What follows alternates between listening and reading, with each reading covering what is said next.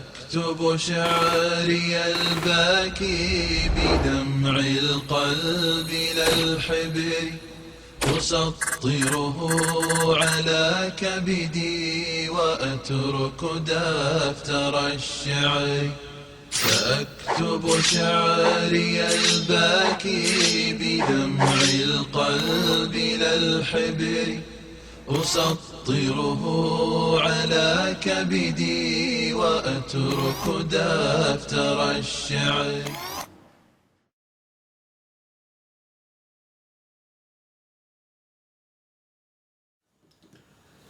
أعوذ بالله من الشيطان الرجيم أعوذ بالله من الشيطان الرجيم بسم الله الرحمن الرحيم والصلاة والسلام على سيدنا محمد وعلى آله وصحبه أجمعين والسلام عليكم ورحمة الله وبركاته. Frères et sœurs, assalamu alaikum wa rahmatullahi wa barakatuh. Heureux de vous retrouver afin de partager avec vous cette nouvelle et présente vidéo. Bonsoir à toutes les personnes n'étant pas de confession musulmane qui écouteraient cette présente vidéo.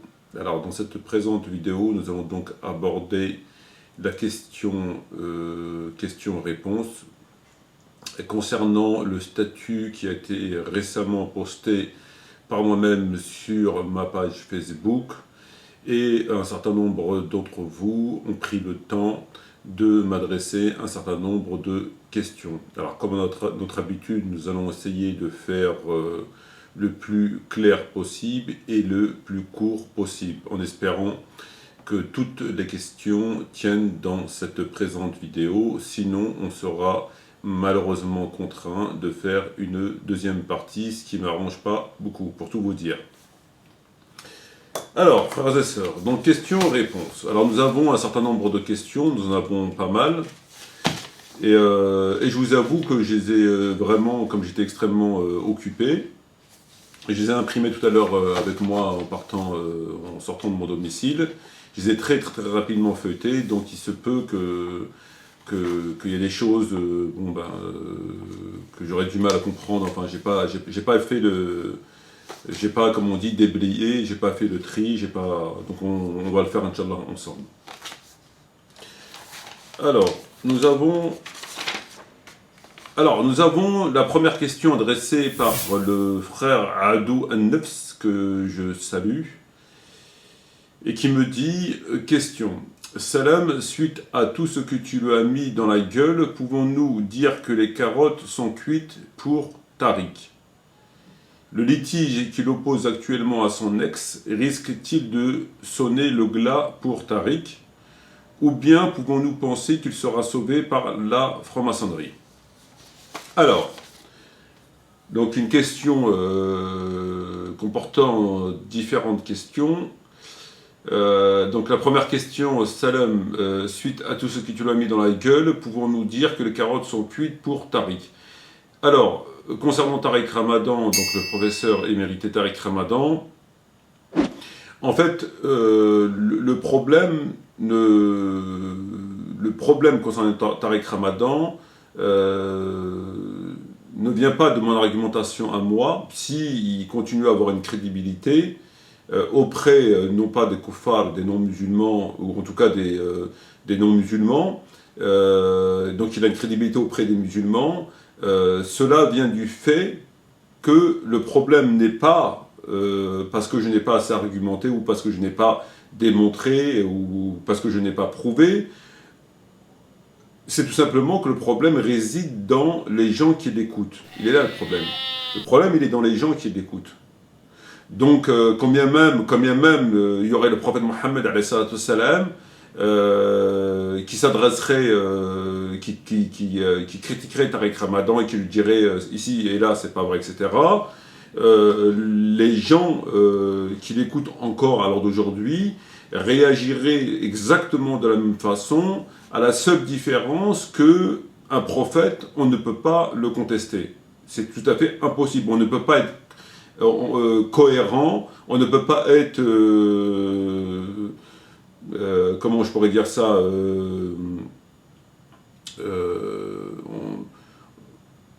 s'estimer être dans le vrai si on conteste un prophète. C'est tout à fait impossible, c'est tout à fait impossible. Les gens, à l'époque du prophète Mohammed, lorsque le seul moyen qu'ils avaient, c'était dans l'hypocrisie. Voilà, ils ne contestaient pas le prophète, ils ne pouvaient pas. Donc ils étaient hypocrites. L'hypocrisie. Aujourd'hui, du fait qu'il n'y a plus de prophète, les gens, ils sont hypocrites, mais d'une hypocrisie qui est... en fait, lorsqu'on parle d'hypocrisie, normalement, une hypocrisie, c'est dissimulé. Ce qu'on appelle la définition de l'hypocrite, de l'hypocrisie, c'est quelque chose qu'on cache. On cache nos véritables intentions. On cache notre véritable... Et dans le cas de ces gens, des hypocrites d'aujourd'hui, je ne sais même pas si on peut les appeler hypocrites, puisque c'est déclaré. C'est même plus caché. C'est déclaré. Et donc, un prophète qui viendrait, qui aurait exactement la même position, qui dirait la même chose sur la question de l'homosexualité, etc., ces gens-là le contesteront. Ils diront exactement la même chose et ils continueront à écouter Tariq Ramadan. Mais exactement pareil. Puisque l'argumentation, elle vient du Coran. L'argumentation, elle est claire, elle est incontestable. Il y a pas de... C'est le Coran et c'est la Sunna. C'est incontestable. Il n'y a personne qui a émis une contestation. Donc à partir de là, le problème, il n'est pas dans l'argumentation, le problème, il n'est pas dans la personne qui a expliqué. Le problème, il est qu'il y a des gens qui adhèrent et qui sont... Voilà, c'est de l'hypocrisie, c'est même plus de l'hypocrisie, on est carrément dans la mécréance. C'est ouvert, c'est même plus caché, c'est ouvert. C'est comme un compagnon qui disait, à l'époque du prophète Mohammed, les hypocrites se cachaient leur hypocrisie, aujourd'hui ils le font ouvertement. Ils ne se cachent pas. Aujourd'hui, le problème de ce qu'on constate de Tariq Ramadan, de Louis F, de Hassan Hussein, de Rachida Bouteifa, c'est ouvert. Ils ne se cachent plus. Il y a une époque où ils hésitaient encore à dire les choses ouvertement. Mais là, c'est ouvert. On ne se cache plus parce qu'ils ont vu qu'il n'y avait plus de réaction, que les musulmans ne réagissaient plus, qu'on pouvait tenir des propos complètement à l'opposé du Coran, dire l'exact contraire du Coran, mais en essayant, et ça passe, voilà. C'est-à-dire que aujourd'hui on en est là. Donc le problème de Tariq Ramadan, s'il est encore là, il est là pour deux raisons. Tariq Ramadan, s'il est encore là, il est là pour deux raisons. La première des raisons la plus importante, c'est qu'il est payé. Il est payé par des non-musulmans. Donc lui, que son discours, il est porteur, ou que son discours n'est pas porteur, qu'il fasse des adeptes, qu'il n'en fasse pas, il touche son salaire. Pour lui, ça ne change rien. Il n'est pas payé au pourcentage. Il est payé, il a un fixe. Ça veut dire que quand même demain, il n'y aurait personne qui l'écouterait, mais vraiment personne, il serait toujours là à faire son discours. Toujours là, c'est un peu comme Hollande, ou des gens qui sont impopulaires, qui font 20% ou 25%, mais il est toujours président de la République, il est toujours là. Parce qu'il est payé, parce qu'il a un mandat de 5 ans, donc peu importe qu'il soit populaire ou pas, il est de la Tariq Ramadan, c'est exactement la même chose. C'est exactement la même chose.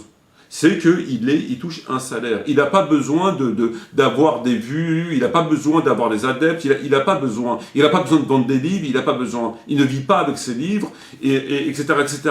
Il est là parce qu'il est payé. Il travaille, tous les mois il a son chèque, de la part des non-musulmans. Tantôt de Tony Blair, tantôt de différentes organisations, etc. Voilà, c'est tout. Donc pour lui, ça ne change rien. Alors, si après il a des adeptes qui l'adulent, tant mieux, c'est toujours un plus. C'est toujours un plus. Voilà, les choses, elles sont comme ça. C'est son job, c'est son boulot. Ça ne change rien. Ça ne change rien. Mis à part si au-dessus, il décide de le lâcher. En se disant, bon voilà, tu ne sers plus à rien, j'ai plus envie de te verser ton salaire, etc. Ça, c'est la première des raisons. Et les autres, la seconde des raisons, c'est que malheureusement, c'est comme ça a toujours été comme ça. Il y a des hypocrites et des hérétiques. Voilà. Je ne veux même pas dire ignorants, parce que c'est même plus d'ignorance. Lorsqu'on entend ce qu'on entend, c'est même pas une question d'ignorance. Ce qu'il dit c'est inconcevable que les gens soient ignorants à ce point pour se dire qu'il a raison. Et c'est des choses qui sont tellement graves, qui rentrent dans la croyance, qui invalident le prédicateur. C'est pas des choses où on peut encore tolérer. C'est pas des choses qu'on tolère. C'est des choses qui font sortir son auteur de la religion. Donc lui, il a dépassé toutes les limites. On ne va pas en reparler là, et voilà. Donc la question des carottes, les carottes, elles sont cuites depuis très longtemps, elles sont même grillées, les carottes. Mais le problème, c'est les gens. Parlez avec leurs adeptes, demandez-leur, vous verrez qui ils sont, vous verrez, c'est des gens qui sont partisans, ça les arrange d'adhérer au discours Tariq Ramadan, ça les arrange. Le musulman homosexuel, ça l'arrange. La sœur entre guillemets, la sœur qui veut aller en boîte de nuit et s'habiller en mini-jupe, ça l'arrange. Le musulman qui boit de l'alcool et qui dit je suis quand même musulman, ça les arrange. Je sais pas, il a ratissé partout. C'est comme quelqu'un qui se présente aux élections présidentielles, par exemple. Coluche, j'appelle les fainéants, les crasseux, les drogués, les alcooliques, les pélés, les femmes, les parasites, les jeunes, les vieux, les artistes, les taulards, les gouines, les apprentis, les noirs, les piétons, les arabes, les français, les chevelus, les fous, les travestis, les anciens communistes, les abstentionnistes convaincus, tous ceux qui comptent pas pour les hommes politiques à voter pour moi. Qu'est-ce qu'il fait des promesses? Il fait des promesses aux homosexuels comme il a fait Hollande, il fait des promesses aux Noirs, aux Arabes, aux Chinois, aux commerçants, il fait des promesses à tout le monde pour prendre que tout le monde vote pour lui. Lui, c'est la même. Qu'est-ce qu'il a fait? Il a fait les poubelles. Il dit à tout le monde, t'es alcoolique, t'es musulman? Oui, bien sûr t'es musulman. Tu portes une mini-jupe, est-ce que t'es musulman? Bien sûr t'es musulman. Je suis marié avec un mécréant, est-ce que je suis musulman? Bien sûr t'es toujours musulman. Oui, je suis pédé, est-ce que je suis... Oui, bien sûr t'es toujours musulman. Tout le monde est musulman. Donc les gens, tous ces gens-là adhèrent à son discours. Alors que la personne qui va venir tenir des discours, c'est comme ça. C'est une réalité, c'est tout. Donc le Tariq Ramadan, c'est ça. Il est payé. Le jour où il est plus payé, il arrête. Vous pensez qu'il continuerait à faire son travail s'il ne recevait pas son chèque et qu'il mettrait de sa propre poche? Comme moi je le fais. En donnant de l'argent de ma propre poche, de ma sueur, pour faire ce travail-là, qui me prend toute la journée, et je vous donne ça gratuitement. Est-ce que lui, il le ferait, ça? Est-ce qu'il ferait ce travail gratuitement? J'en doute fort. D'ailleurs, ils sont tous payés. Hassan, il est payé, Rachid, il est payé, ils sont tous payés. Si, non seulement ils sont payés, mais en plus ils demandent des dons. S'ils n'étaient pas payés, je pense tous qu'ils arrêteraient. Ils diraient, ben, moi j'ai pas que ça à faire, moi j'ai une famille à nourrir, voilà. Donc, Alors le litige qui l'oppose actuellement à son ex risque-t-il de sonner le glas pour Tariq?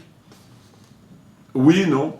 Auprès des musulmans qui recherchent, qui savent faire la distinction entre le prédicateur pervers, fornicateur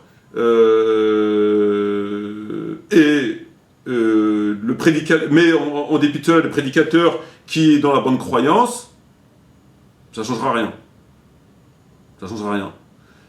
Pour les gens qui ne savent pas faire la distinction, c'est-à-dire qu'ils ne savent pas faire la distinction entre le fait d'attenter à la croyance et le fait de commettre le péché, de la fornication ou le péché de telle et telle perversité qui rentre dans un cadre, ne parlons pas de l'homosexualité, etc., qui fait sortir les gens de la religion.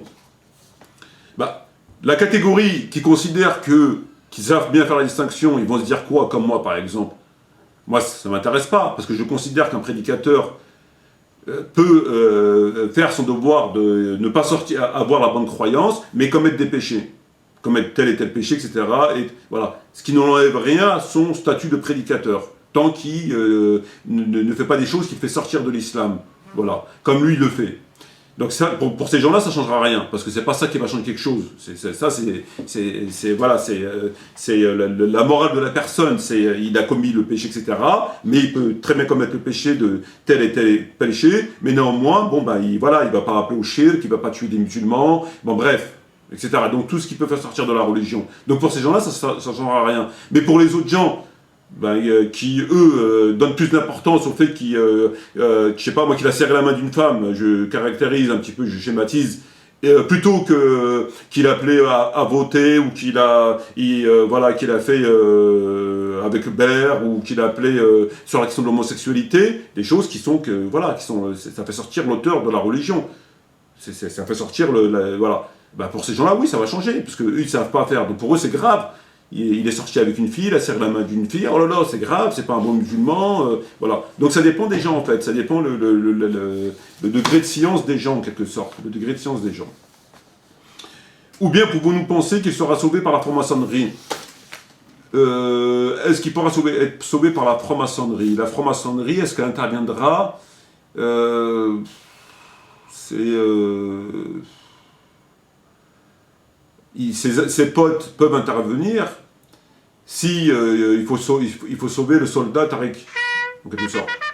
Donc, ses potes, parce qu'ils ont, comme elle l'a dit, comme elle l'a dénoncé, parce qu'ils ont souvent dit, oui, mais tu parles de Fourès c'est une islamophobe, patati patata, même sur reste, elle a des informations que nous, on n'a pas. Et dans un de ses livres, elle dit qu'il a beaucoup d'amis journalistes. Il a beaucoup de journalistes dans la poche. Et c'est vrai qu'il y en a un réseau. Donc, vous savez, c'est une question de recoupement. Lorsqu'on fait des recoupements. Et voilà. Et donc, il faut sauver le soldat Tariq. Alors, est-ce qu'on est dans ce cas-là de figure par rapport à une demoiselle qui se plaint d'être trahie, etc., etc. Je pense que non. Je pense que c'est pas assez dramatique, assez dangereux, assez pour venir le sauver.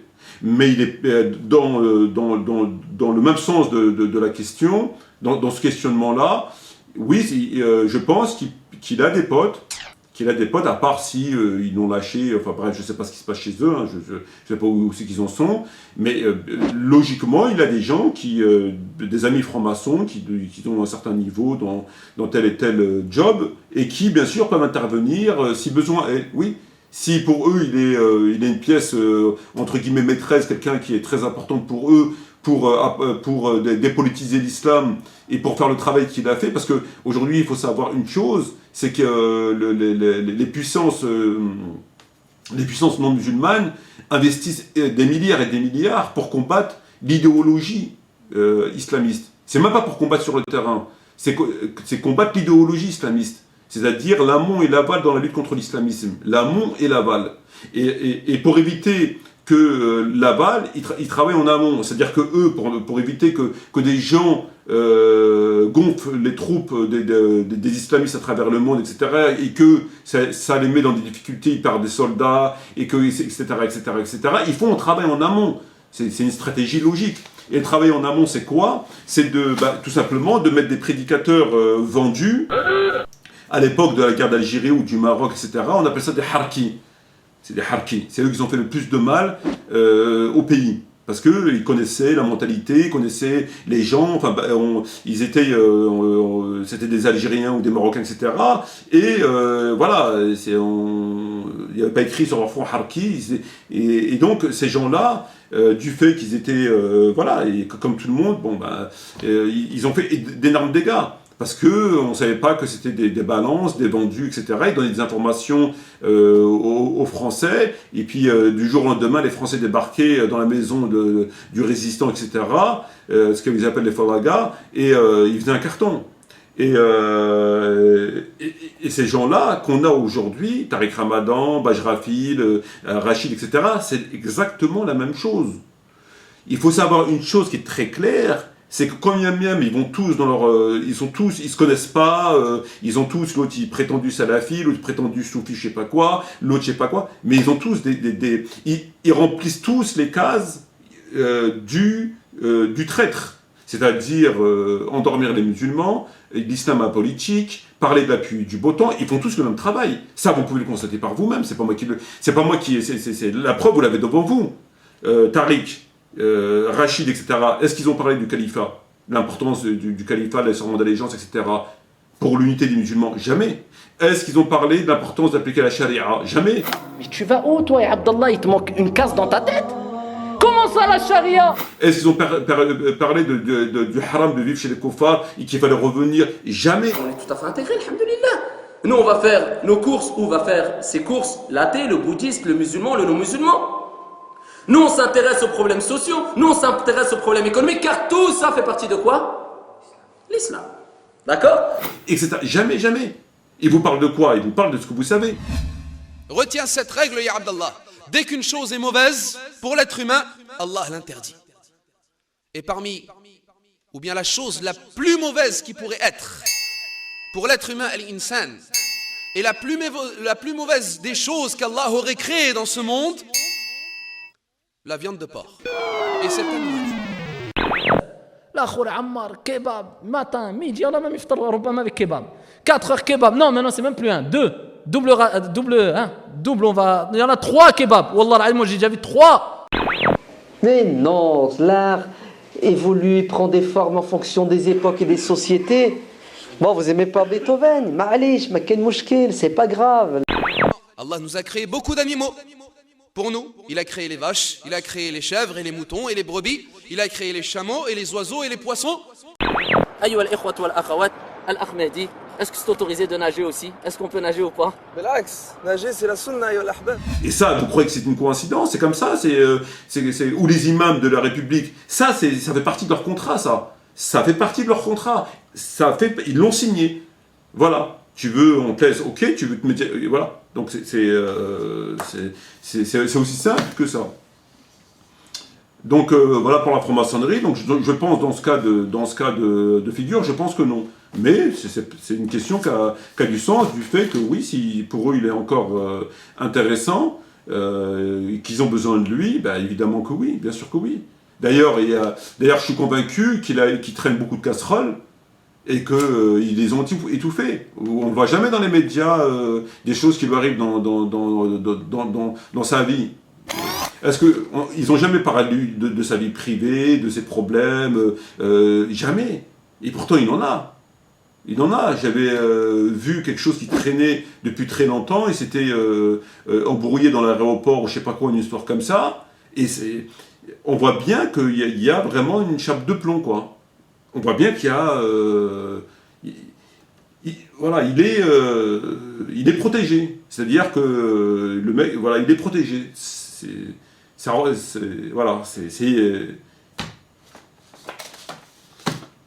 voilà. Bref. Donc, deuxième question. Adam Aaron. Salam alayka. Que penses-tu de Khomeini, de l'Iran pendant sa révolution islamique et de ses soldats? Ahmed Didat avait fait leur éloge aux chiites tout en restant sunnite. Pourrais-tu me dire ton point de vue? Que penses-tu de Khomeini? Je pense de Khomeini que sur certains points, il avait raison. Voilà. Donc, sur certains sujets, il avait raison. Et lorsqu'il a raison, il faut dire qu'il a raison. Moi, on me l'a reproché, je ne sais pas, quand j'ai parlé de la fatwa de Rushdie, on me l'a reproché, quand j'ai parlé sur certains points, il avait raison. Donc, voilà. Lorsqu'il a raison, ben, je dis qu'il a raison. Tout le monde sait que c'était un chiite duodécimain, avec sa croyance de chiite, etc., etc. Bon, mais sur des sujets, il avait raison. Il avait entièrement raison. Et lorsqu'il a raison, il faut le dire. C'est pas parce que c'est Khomeini, c'est pas parce que c'est un chiite qu'il faut dire. Sur certains points, il avait raison. Alors, les éloges de Hamididat qu'il a fait sur Khomeini, je ne les connais pas, ou sur les chiites, précisément, je ne les connais pas. Et Hamididat, je le respecte énormément, c'est un vrai savant des religions comparées, enfin du christianisme et de l'islam, etc. C'est quelqu'un de très très très bon, c'est très fort. Après le reste, cette position sur le chiisme, comme il les explique, après il faut voir au cas par cas ce qu'il dit sur... voilà. Moi je suis pas... lorsqu'on dit il a fait l'éloge, je sais pas, je suis pas au courant en fait. Voilà, sur quoi il a fait l'éloge, est-ce que c'est sur un point spécifique, est-ce que... Je sais pas, très sincèrement je sais pas. Donc je pourrais pas... voilà. Alexandre Brunel, assalamu alaikum, que penses-tu des analyses de Ahmed Moualek sur l'islam? Qu'est-ce que je pense des analyses de Ahmed Moualek sur l'islam? Si on considère que peut-être, dans le meilleur des cas, avoir lu les 40 hadiths de Nawawi, c'est avoir des bagages.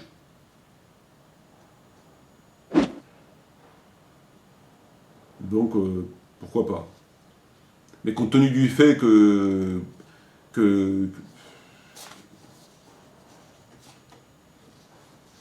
Melmouelek, je sais pas, il devrait s'arrêter, je veux dire, il devrait s'arrêter, c'est pas... Il commet des péchés en parlant en donnant en apportant des réflexions sur l'islam. C'est quelqu'un qui, j'en suis absolument convaincu, n'a jamais ouvert un livre. Il a peut-être feuilleté, dans le meilleur des cas, les 40 hadiths de Nawawi. Il les a, dans le meilleur des cas, feuilletés. Le peu de choses qu'il a dit sur l'islam, c'est une catastrophe. On l'a vu sur différents sujets. Très récemment, il parlait des prénoms. Il voulait appeler... est-ce qu'on peut appeler sa fille Rose? Je ne sais pas ce qu'il a pris soudainement pour aborder ce sujet. Soudainement, comme si c'était, je veux dire, déjà dans la situation où on est, parler des prénoms de sa fille, d'appeler sa fille Rose. Bon, il devrait arrêter. Et, de toute façon, chaque matin, le Fajr, je prie. T'inquiète pas, vous allez voir. Parce qu'il se fait du tort à lui-même. Bon, je sais qu'il a essayé différents domaines. Il a essayé le comique, il a essayé le jazz, il a essayé le blues, il a essayé... ça n'a pas marché. Ya Rab, Ya Rab, Ya Rab. Bon, maintenant, il sait qu'il y a un marché à prendre dans le domaine de l'islam. Venez, ceux qui me traitent là de musulman orthodoxe, tu me donnes envie de vomir quand je t'entends parler, machin. C'est peut-être sa dernière carte. Il devrait tout simplement arrêter. Et on va essayer de se calmer, Ahmed. On se calme. On se calme. À mon sens, il devrait tout simplement arrêter. Et c'est quoi ça? Qu'est-ce que ça veut dire? Voilà. C'est quand même...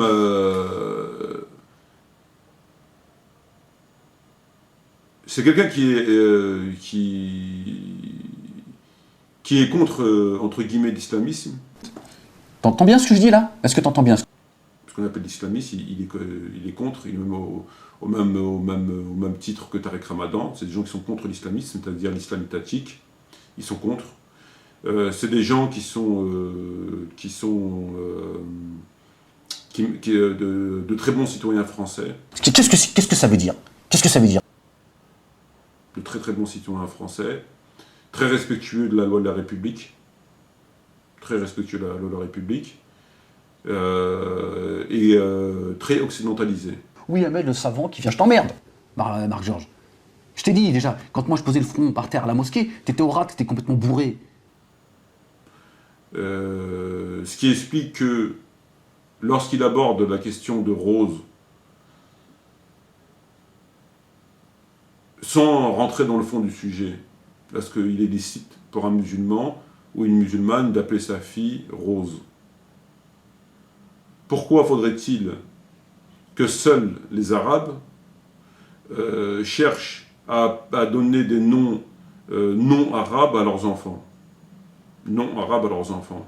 Est-ce qu'on a déjà entendu un Français dire est-ce qu'on peut appeler son fils Mohammed ou Ali ou Omar ou Farid? Est-ce qu'on a entendu un Chinois dire est-ce qu'on peut appeler son fils Mohammed ou Karim? Un Norvégien, un Suédois, un Canadien, un Hongrois, un Américain? Non. Il n'y a que les Arabes qui, au nom de je ne sais pas trop quoi exactement, veulent imiter les Blancs. Voilà. Est-ce que les Blancs font l'Eid? Non. Est-ce que les Arabes, au nom de je ne sais pas quoi, font le jour de l'an, le machin? Oui. Est-ce qu'eux, ils cherchent à le faire? Non, voilà. Donc, mis à part, sans rentrer dans le fond du sujet, ça dénote un état d'esprit d'esclave de maison. Comme dirait Malcolm X. Voilà, tout simplement. Ça, c'est comme Tariq Ramadan. Tariq Ramadan, vous constaterez, écoutez de temps en temps, si vous avez l'occasion, il commence toujours par celles et ceux. Il commence toujours par les sœurs et les frères. Mesdames, messieurs.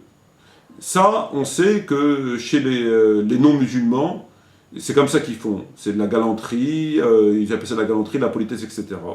Si vous prenez le Coran, il commence toujours le Coran par le masculin avant le féminin. Les croyants et les croyantes, les musulmans et les musulmanes, les pieux, etc. Toujours le masculin avant le féminin. Toujours. Sauf, de mémoire, un cas. On y reviendra, Inch'Allah. Et ce cas est très révélateur du verset sur la lapidation.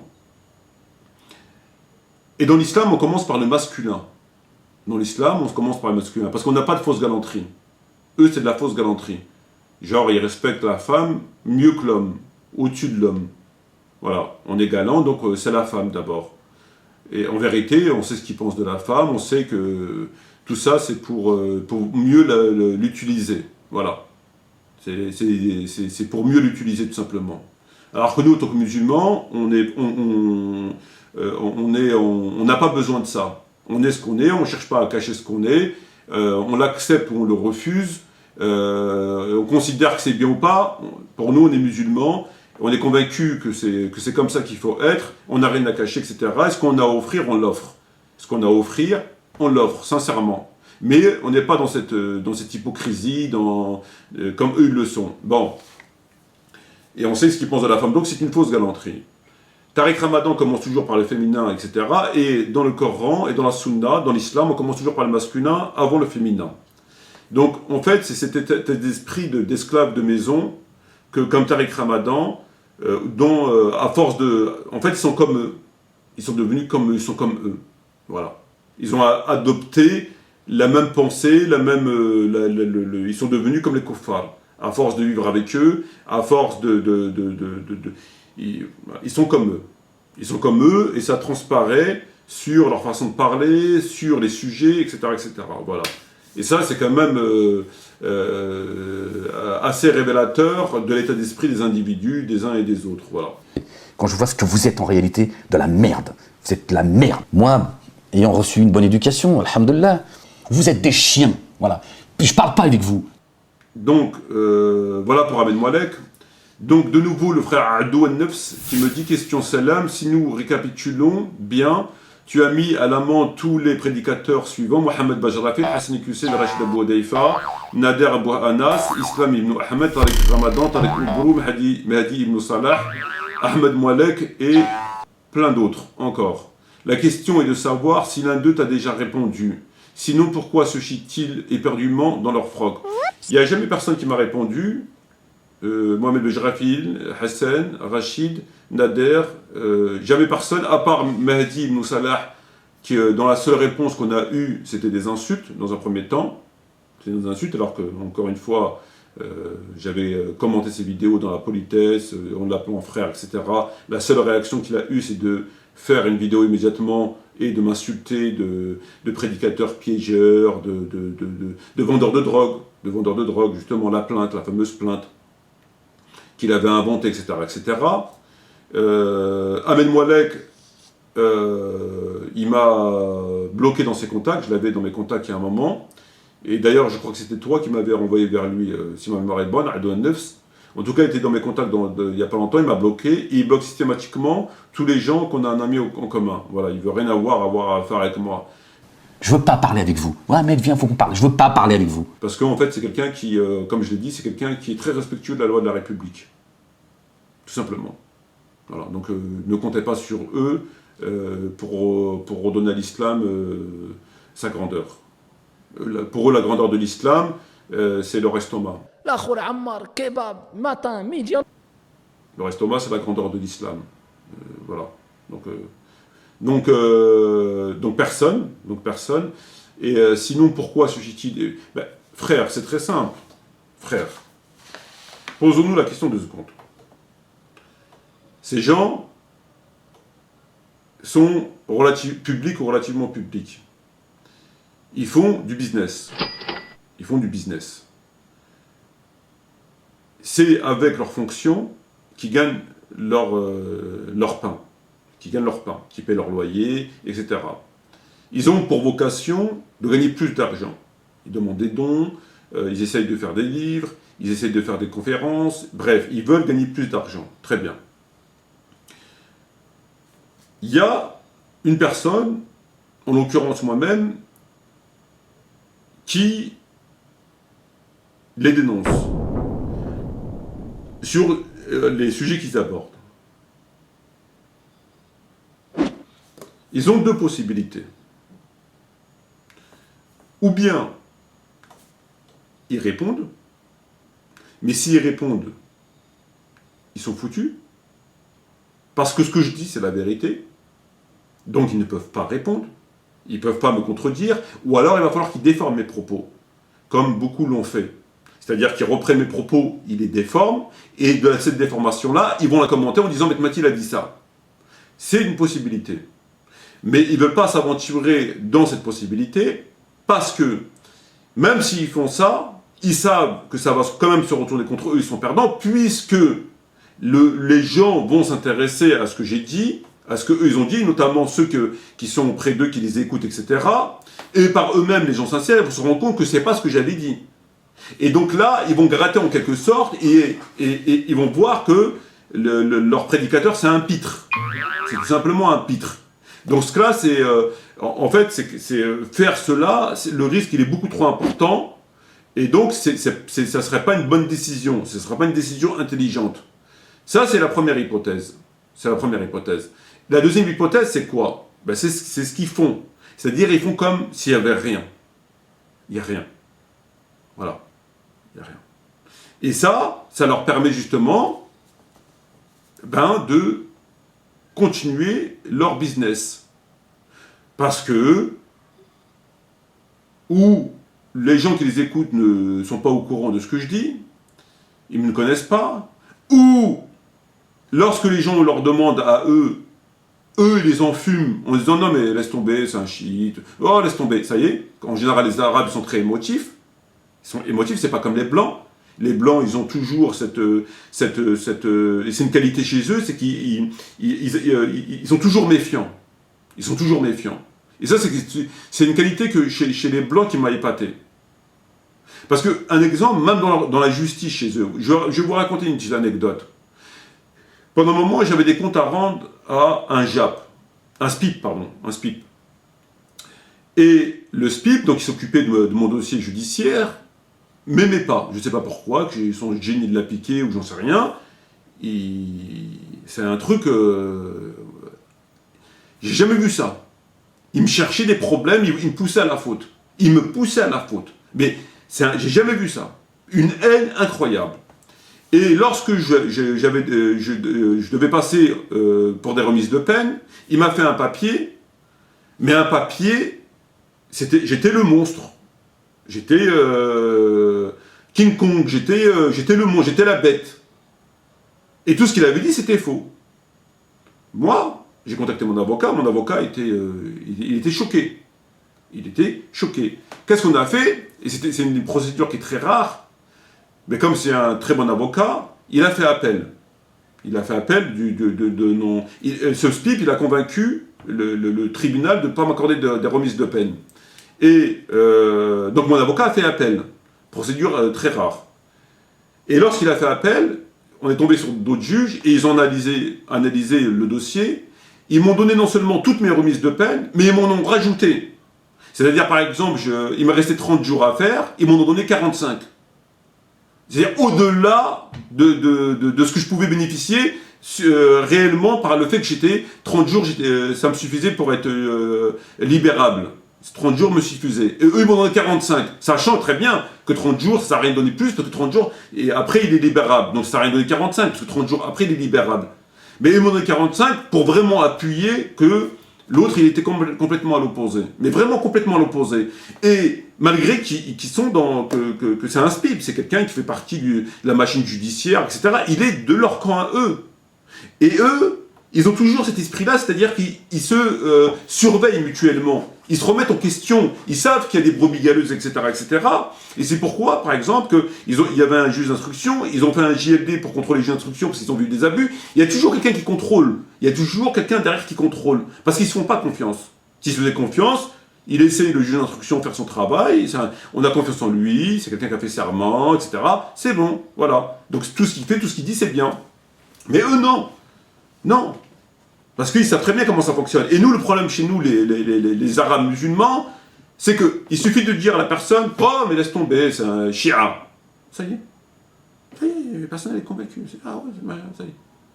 C'est pas la personne, attends, Shia de quoi? Shia de quoi? Est-ce que tu peux me donner les preuves? Tu es en train d'accuser un frère et de Shia. Est-ce que tu peux me donner les preuves? Donne-moi sur quoi? Et là, le mec... voilà. Et là, ils verront à qui ils ont affaire. Mais ça ne fonctionne pas comme ça. Parce que les gens n'ont pas le souci de la justice. Que Dieu demande dans le Coran. Soyez justes, même si ça touche vos pères, vos mères, etc. Soyez des gens justes. Soyez équitables, car Allah aime les gens équitables. Et les gens, ils n'ont pas de souci de ça. Ça a touché un frère, bon, c'est pas grave. Bon, ah ouais, d'accord, ok. À la limite, ça l'arrange. Bon, voilà. Donc, pour revenir à la question, donc ils ont pas le choix, tout simplement. C'est qu'ils n'ont pas le choix. Ils n'ont pas le choix. Et c'est quand même honteux. Vous vous rendez compte l'humiliation? Le mec, il vient faire des doros, il vient faire des khutbah, il vient faire des conférences. L'autre derrière, il l'a humilié. Il l'a humilié, et le mec, il a été opéré de ses parties génitales. Il vient quand même, il fait comme si de rien n'était. Alors qu'il n'arrête pas de se faire massacrer et humilier, il fait comme si de rien n'était. Il fait comme si de rien n'était. Salam alaikum mes frères, salam alaikum mes sœurs. Oui, aujourd'hui on va parler, mashallah, vous savez que le prophète Mohammed alayhi salatu wa sallam, voilà, comme si de rien n'était. Alors que le mec, il se fait humilier. Qu'est-ce qu'on peut dire par rapport à ça, frères et sœurs?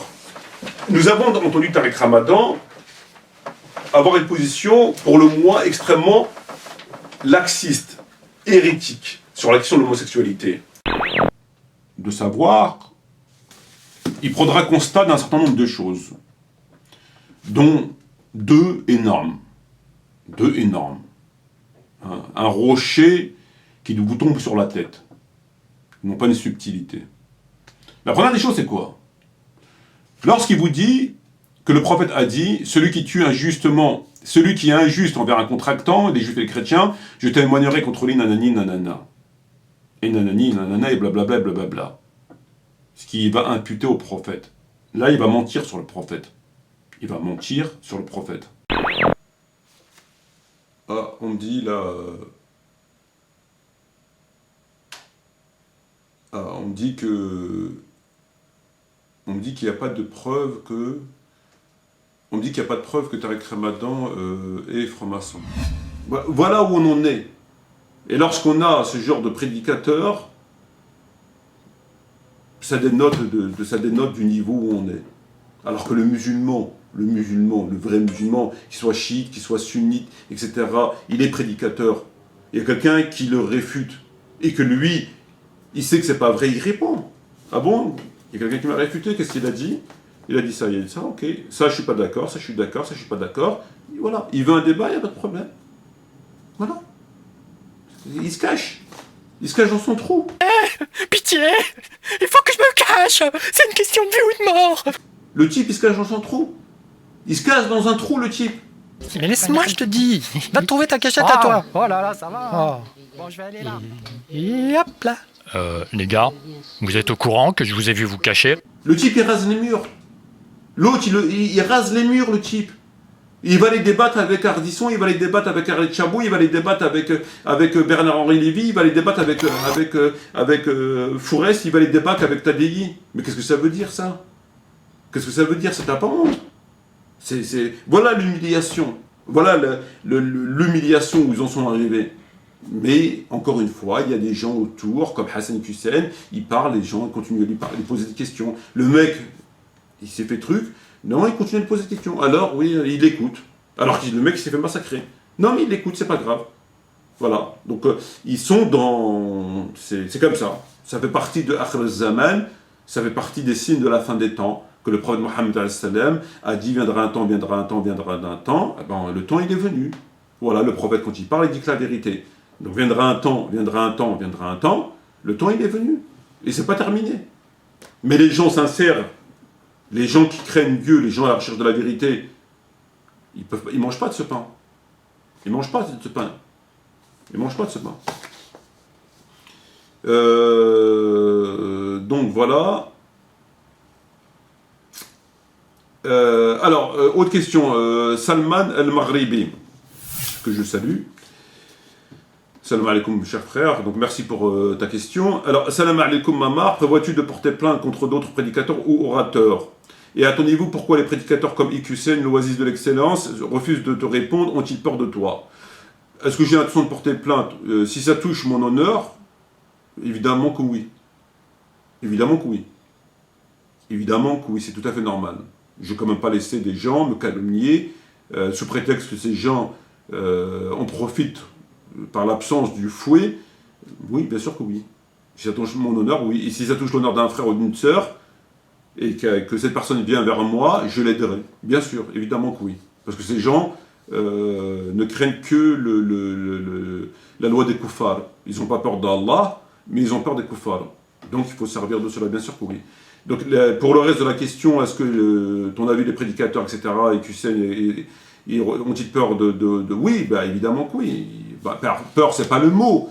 Mais bon, ils savent que je dis la vérité, c'est démontré, c'est prouvé. Et d'ailleurs, vous avez la preuve par le fait que ni eux, ni leurs adeptes, ni aucune autre personne m'a réfuté. Parce que si je disais si là, je vous dis par exemple que le prophète Mohammed sallam, il est né, je sais pas moi, il est né à Pékin. Je pense que demain, il va y avoir 50 vidéos sur YouTube et 300 sur Dailymotion et sur toutes les pages de Facebook pour se foutre de moi. Parce que Maître Mati a dit que le prophète était né à Pékin. On n'aura pas besoin d'attendre Hassan Hussein ou Rachid Abou Deifa, etc. Ça me semble évident. Donc eux, ils disent rien. Leurs adeptes, encore moins. Et les gens même neutres, pas forcément, ils disent rien. Parce que tout simplement qu'il n'y a rien à dire. S'il n'y a rien à dire, il n'y a rien à dire. Si je vous dis aujourd'hui, je sais pas moi, on doit jeûner un mois ou que la zakat est obligatoire, vous ne pourrez pas me réfuter. Vous allez faire une vidéo pour me dire que la zakat n'est pas obligatoire. Donc qu'est-ce que vous allez faire? Ben, vous faites rien. C'est aussi simple que ça. Donc après, Adou El-Nefs, nouvelle question. Que penses-tu de la sunna afférente aux actes usuels de la vie courante et de la sunna vestimentaire? Pour ma part, je vomis l'assiduité accordée à cette sunna, kitsch et esthétique. Partages-tu mon dégoût? Comment ne pas dégueuler quand tu vois l'accoutrement d'Islam ibn Ahmed? Il est bien évident, frère, qu'il s'agit bien d'un accoutrement. Et comme a dit Jean-Marie Le Pen, il n'est pas contre ce genre d'accoutrement, mais que le mardi gras. Le carnaval, voilà. Et il est bien évident que il y a toute une réflexion à apporter à cela par rapport à l'accoutrement. C'est évidemment. Mais encore une fois, frère, ces gens sont dans la forme, ils ne sont pas dans le fond. Puisque ils prennent cet accoutrement pour faire croire qu'ils sont respectueux de la sunna, mais ils sont en contradiction avec les bases de l'islam. C'est l'apparence. Ils vont appliquer le hadith qui dit « Différenciez-vous des juifs et des chrétiens, ils ne se tiennent pas, etc. » Faites le contraire d'eux, ils vont le faire. Ils vont le faire. Mais, à côté de ça, ils vont travailler pour les juifs et les chrétiens, ils vont ramasser leurs poubelles, etc. etc. Voilà l'esprit de ces gens-là. C'est ça. Et ça, c'est un signe que le prophète Mohammed a annoncé lorsqu'il dit que l'islam sera de pure forme, etc., etc., etc. Voilà ces gens où ils en sont. C'est-à-dire que eux, c'est l'apparence. Pas grave. Il a l'accoutrement, il a la barbe, c'est bon, ça y est. Voilà, je me différencie du juif et des chrétiens, le prophète il a dit différenciez-vous, etc. C'est bon. À côté de ça, il ne paye pas la zakat, c'est pas grave. Il laisse ses frères mourir, c'est pas grave. Il travaille pour le koufar, c'est pas grave. Il paye des impôts, c'est pas grave, etc. etc. Voilà. Salam al-Maghribi, salam très cher frère, très cher frère. Salam alaikum Amar, que penses-tu de la vidéo de Khaled El-Wasabi concernant le hadith du bassin? Je l'ai écouté il y a environ 6 mois, parce qu'il y a un frère qui m'a envoyé un MP pour me prouver que, en fait, j'avais tort, quelque chose comme ça. Donc je l'ai écouté de mémoire, je ne l'ai pas réécouté lorsque tu m'as envoyé le message. Mais le peu de choses que j'avais écoutées, frère, c'est n'importe quoi. Voilà, c'est n'importe quoi.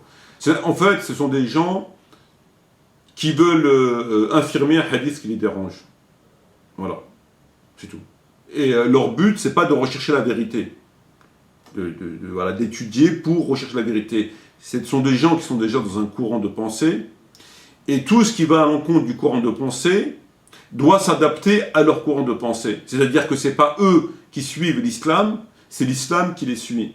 C'est pas eux qui suivent le prophète, c'est les prophètes qui doivent les suivre. C'est ça, en gros, leur état d'esprit. Donc il y a un hadith qui est très clair, qui est dans Bukhari et Muslim. Le jour de la résurrection, je serai près de mon bassin, je vais faire un certain nombre de mes compagnons qui me reconnaîtront, que je reconnaîtrai. On les ramènera dans le feu, à gauche, et je dirai, Seigneur, ce sont mes compagnons. Et Allah lui dira, tu ne sais pas ce qu'ils ont fait après toi, et je dirai, éloignez-vous de moi, ceux qui ont changé après moi. Voilà. Donc, encore une fois, c'est comme le hadith du jour du jeudi, c'est comme le hadith qui dérange, et ils essayent de trouver, non pas le haqq, la vérité, et cela même si ça va à l'encontre de leur courant de pensée, mais ils essayent de trouver leur vérité. Ils essayent d'adapter la vérité à leur passion. Voilà. C'est courant, malheureusement. Et c'est le problème des sectes. D'où le problème des sectes. C'est ça, le danger des sectes, il est là. Lorsque vous êtes dans une secte, c'est ça. Tout ce qui ne va pas dans le sens de votre secte, vous le rejetez. Et tout ce qui va dans le sens de votre secte, vous l'acceptez. C'est comme ça. Et c'est ça le problème des sectes, le sectarisme. Ce qu'on appelle le sectarisme. Et c'est valable pour toutes les sectes. Et le secte, c'est pas forcément péjoratif. C'est pas dans le sens gens endoctrinés, mais c'est quelque chose de fermé. C'est quelque chose, c'est l'esprit sectaire. Voilà. Je suis chiite, tout ce qui va en compte du chiisme, c'est pas bon. D'ailleurs, je n'ai même pas besoin que tu me le montres. Parce que je suis chiite, donc je n'ai même pas besoin. Je suis sunnite, tout ce qui va en compte, j'ai pas besoin. Et toute personne qui dirait le contraire, voilà. C'est pour ça que moi, lorsque je soulève des sujets qui sont 100% sunnites, on me considère comme un chiite. Alors que ce que je dis, c'est dans Bukhari et Muslim. Ça n'a rien à voir avec le chiisme. C'est comme ça. Alors, autre question. Chakro Kipetrovici. Un nom assez compliqué, un nom de joueur de tennis. Alors, salam alaikum wa rahmatullahi wa barakatuh, Akhim Ammar. Donc, alaikum salam wa rahmatullahi wa barakatuh, très chers frères. Mieux vaut-il pas aller directement à leur conférence satanistes pour les dénoncer publiquement et les confronter sur leurs propres sujets qui font sortir de l'islam? Donc, le frère me demande, est-ce qu'il n'est pas préférable d'aller directement à leur conférence pour les dénoncer, en parlant, je pense, de Tariq et des autres. Alors, on me l'a déjà dit à plusieurs reprises, mais moi je pense que, moi si je ne veux pas faire un certain nombre de choses, c'est que je ne veux pas provoquer des incidents dans la communauté. Voilà, je ne veux pas engendrer des conflits et des dissensions et des problèmes dans la Ummah. Vous n'entrez pas. Est-ce que vous êtes en train de voir que M. Chelromi... Non, c'est les fidèles, c'est les fidèles de la mosquée. Non, poussez pas.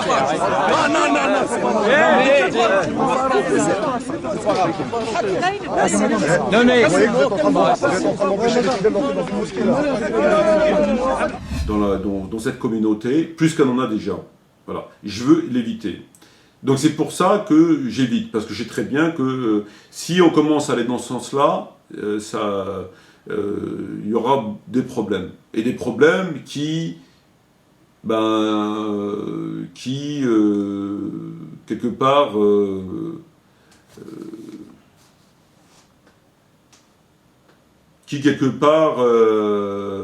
voilà, c'est pas une bonne chose. Je pense que c'est pas une bonne chose.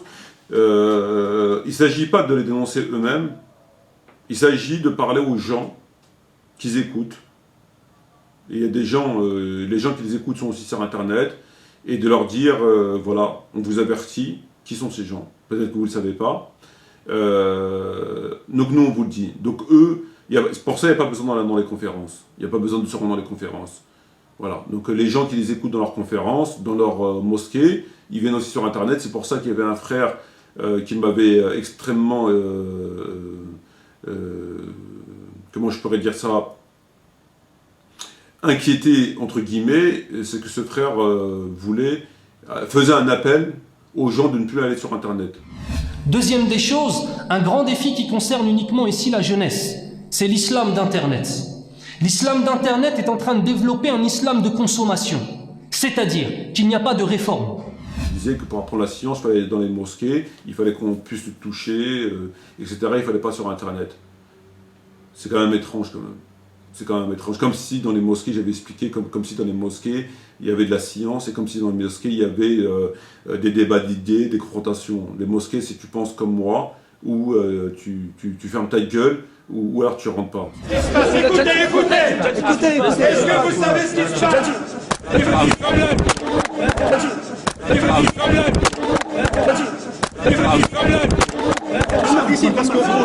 Reste là, c'est bon, on est là. S'il te plaît, laisse-les. Baba, reste là.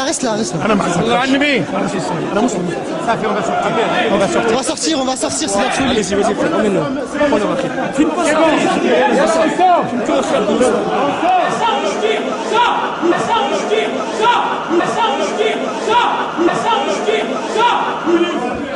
Comment ça il tire? C'est un malade, il dit sors où je tire. C'est ça les mosquées. Les mosquées, c'est ça. Les mosquées en France et ailleurs, et tout le monde le sait, c'est tu penses comme moi ou tu fermes ta gueule.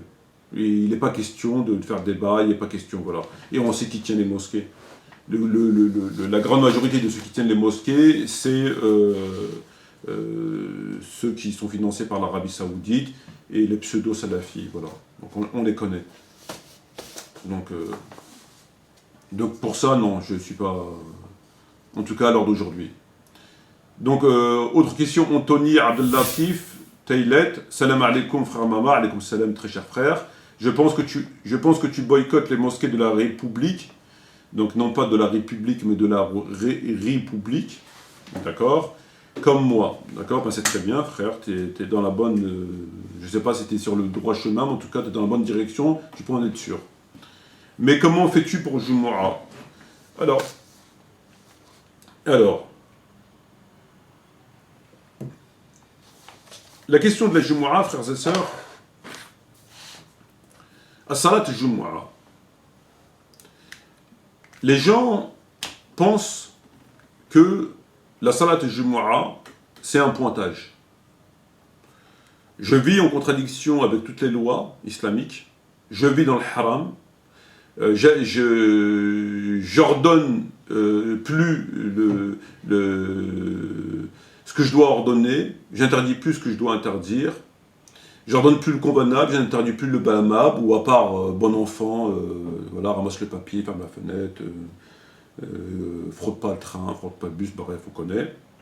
Mais je paye mes impôts, je fais exactement le contraire, donc je suis complice, je suis... voilà. Je ne donne pas la zakat, enfin je suis en contradiction totale avec l'islam, mais je fais Jumu'ah. Je fais salat de Jumu'ah, je pointe et je ressors. Donc j'ai fait salat de Jumu'ah. Les gens ont réduit salat de Jumu'ah à ça. Pour eux c'est salat de Jumu'ah. Ils ont fait Jumu'ah. Est-ce que ça c'est une Jumu'ah? Est-ce que ça c'est une Jumu'ah? Je défie quiconque de me dire que ça c'est une Jumu'ah. C'est pas une Jumu'ah. La Jumu'ah, c'est pas ça. La véritable Jumu'ah aujourd'hui, pour un musulman, c'est d'arrêter d'alimenter ce massacre. C'est ça la véritable Jumu'ah pour un musulman. C'est pas de pointer et de dire j'ai pointé, c'est bon, j'arriverai avec mes tampons le jour de la résurrection, j'ai pointé, mais à côté de ça, j'ai pas ordonné le bien, j'ai fait le contraire, j'ai vécu, bref. Mais j'ai pointé.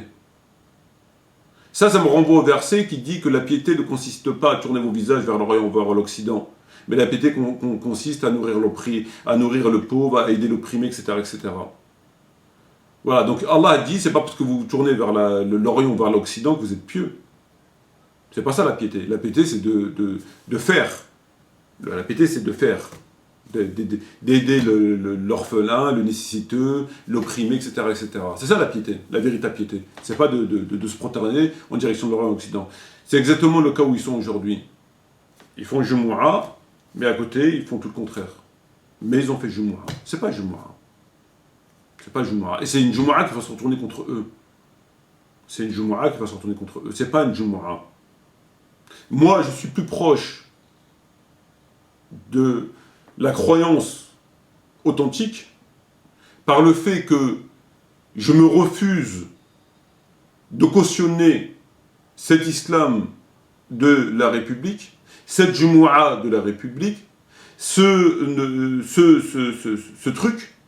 Je suis plus près de la Jumu'ah, de ce qu'on appelle la Jumu'ah, la vraie Jumu'ah, de la croyance du musulman, que d'aller pointer, de ressortir et de continuer à faire ce qu'eux y font.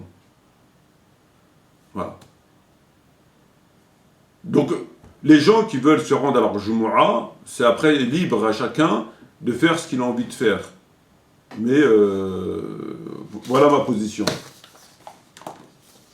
Donc ceux qui veulent faire avec des frères chez eux, ou ceux qui veulent y aller quand même, en sachant, mais à côté de ça, après c'est la prestation de chacun. Sidi Ahmed Hamidi, salam frère, donc alaykoum salam. Mes questions sur la même que Charcot, donc la question sur la même que Charcot. Donc Charcot m'avait dit, donc j'ai répondu, donc il n'y a pas lieu de répondre. Très bien, on passe à la suivante. Sadouane, Andalousie. Donc, que penses-tu des textes qui évoquent l'allaitement adulte, entre autres, dans le Sahih Muslim et le Muwatta de l'imam Malik? Qu'Allah te récompense. Alors, qu'est-ce que je pense?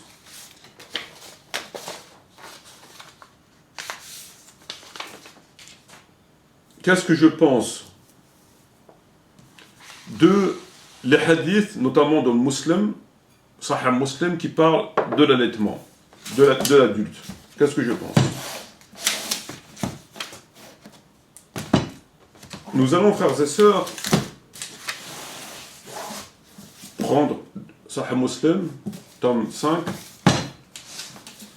Sahih Muslim, tome 1, Sahih Muslim, tome 2. Je l'ai fait rapidement, mais on fera, Inch'Allah, une étude. On fera une étude un peu du Sahih Muslim. Donc, frère Sadouane, tu me demandes qu'est-ce que j'en pense. Problème numéro 1, c'est que on a fait de Bukhari de Muslim des livres à l'équivalent du Coran. À l'équivalent du Coran. C'est-à-dire quoi? C'est-à-dire des livres 100% authentiques. Bukhari, Muslim, 100% authentiques. Infaillibles, pour ainsi dire. Ils ont revu leurs prétentions à la baisse. Il y a une époque, il y a 20 ans de ça, c'était... aujourd'hui, ils sont obligés de revoir la baisse. Ils parlent de est-ce que Bukhari, il est infaillible? Non, il n'est pas infaillible. Bon, peut-être qu'effectivement, c'est vrai que peut-être, mais l'essentiel, etc., etc. Ils commencent à reconnaître, mais de toute façon, ils n'ont pas le choix. De toute façon, ils n'ont pas le choix. Face à l'évidence, ils n'ont pas le choix. Mais il y a 20 ans de ça, c'était impensable. C'était tout simplement impensable. Bukhari Muslim, c'est comme le Coran. Le Coran, il n'y a aucun doute. Ce qu'on peut mettre en question dans le Coran, c'est les abrogés. Il y a des paramètres liés à la lecture du Coran. Néanmoins, il n'y a pas de versets faux. Il n'y a pas de falsification. Comme il peut y avoir dans les hadiths. D'accord? C'est une chose. Et c'est pour ça qu'eux, ils pensent que la sunna est préservée dans leur croyance. Dans une croyance, une certaine croyance sunnite. Parce que les sunnites, c'est vague, c'est large. Donc, alors on nous a dit, comme vous le savez tous, Bukhari et Muslim, c'est le top, c'est comme le Coran. Comme le Coran. Sahih. Il n'y a pas besoin de donner la chaîne de transmission, c'est Sahih. Lorsqu'on parle de Coran, Bukhari et Muslim. Ça, c'est la première chose qui induit les musulmans. C'est-à-dire le niveau à laquelle on a mis Bukhari et Muslim.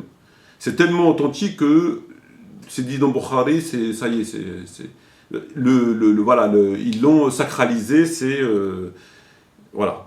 Ça, c'est le premier des points. Alors qu'ils sont venus 2 siècles ou environ 2 siècles après le prophète, donc 200 ans après, recueillir des dits du prophète oralement et non pas sur support. Il y a un certain nombre de choses qui laissent à penser que c'est déjà extrêmement délicat. Et ça remet en question cette évidence, cette vérité, remet en question le degré où ils les ont mis. Déjà, rien que le fait qu'ils viennent de 2 siècles après environ, etc., et que ça a été retranscrit par intermédiaire oral, etc., etc. Ça, c'est le premier des points. Donc, pour revenir à ta question, lorsque tu dis qu'est-ce que je pense de l'allaitement de l'adulte, tu fais allusion au texte de Aïcha, radiallahu anha, dans laquelle a dit que le prophète a conseillé, suite à une histoire, d'allaiter des adultes pour qu'ils puissent après rentrer, ça devient en quelque sorte un mahram, parce qu'il a été allaité, et on sait qu'on ne peut pas se marier avec un adulte. On ne peut pas se marier, avec un frère de lait ou une sœur de lait.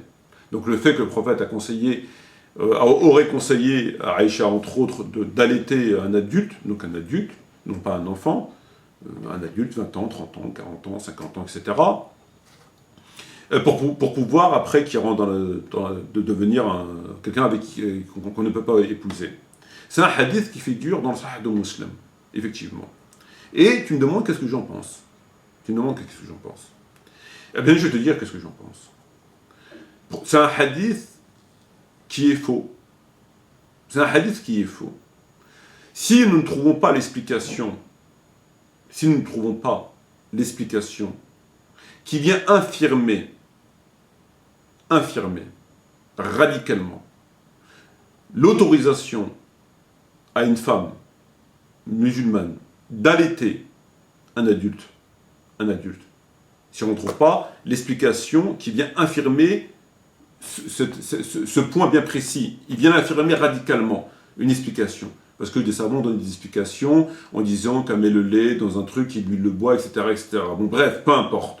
En tout cas, une explication qui vient infirmer radicalement le fait que c'est pas possible, dans ce cas-là, le hadith, il faut le reconnaître comme non authentique.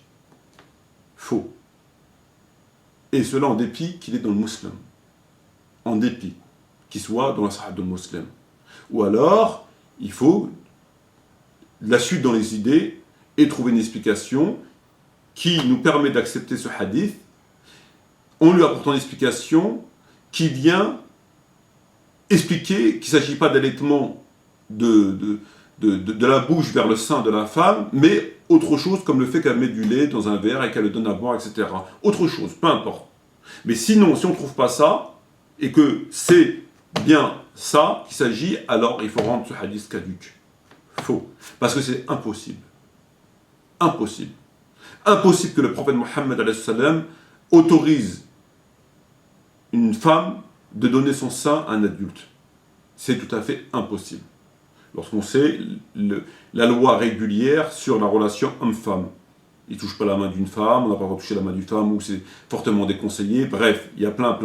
On connaît la loi régulière et incontestée et incontestable sur la relation homme-femme. Et ce texte-là, si on l'accepte comme ça, vient infirmer, vient à l'encontre de cela. Donc, je me répète, où on trouve une explication qui contourne cette autorisation textuelle, et dans ces cas-là, on l'accepte, et on laisse ce hadith comme étant authentique, puisque nous avons une explication, ou alors, si on n'a pas, on le rend caduc. Alors, on peut se dire, ouais, mais c'est ça, Muslim quand même. C'est pas Ahmed, c'est pas Nisa'i, c'est pas Tirmidhi, c'est pas Tabarani, c'est pas Abd al-Razak, c'est pas... C'est quand même Muslim, quand même, c'est pas rien. Comment on peut affirmer un hadith de Muslim alors que Muslim c'est comme le Coran, nous dit-il. C'est comme le Coran, c'est comme Bukhari, c'est des piliers, tout est authentique chez eux. Tout simplement que dans le Muslim, il y a des hadiths faux. Il y a des hadiths contradictoires, donc faux. On fera une étude sur le Bukhari et Muslim. Là, comme j'ai vu ta question, j'ai repris rapidement Muslim pour revoir les textes, donc je vais vous donner des exemples qui démontrent que ça ne tourne pas très rond là-dedans. Ça ne tourne pas très rond.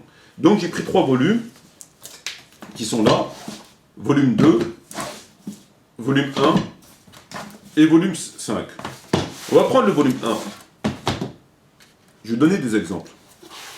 Volume 1. Page 253. Chapitre La purification. Hadith numéro 610.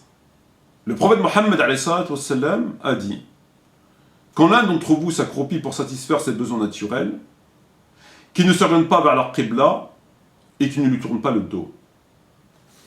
Lorsque il parle aux compagnons, il leur dit: lorsque l'un d'entre vous va faire ses besoins,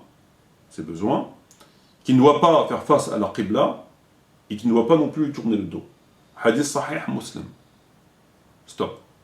Numéro 610. Ok.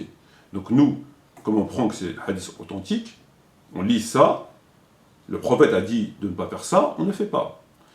Tu tournes la page et tu vas à la page 254.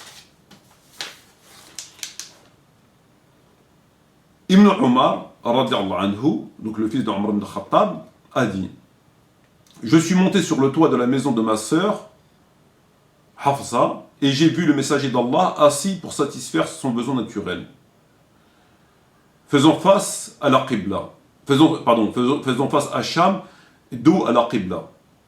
Donc il dit: moi j'ai vu le prophète faire ses besoins accidentellement, et il avait le dos tourné, il donnait son dos à la qibla. Alors que dans le précédent, il te dit, le prophète a dit que lorsque vous faites un besoin, vous ne devez pas tourner le dos à la qibla.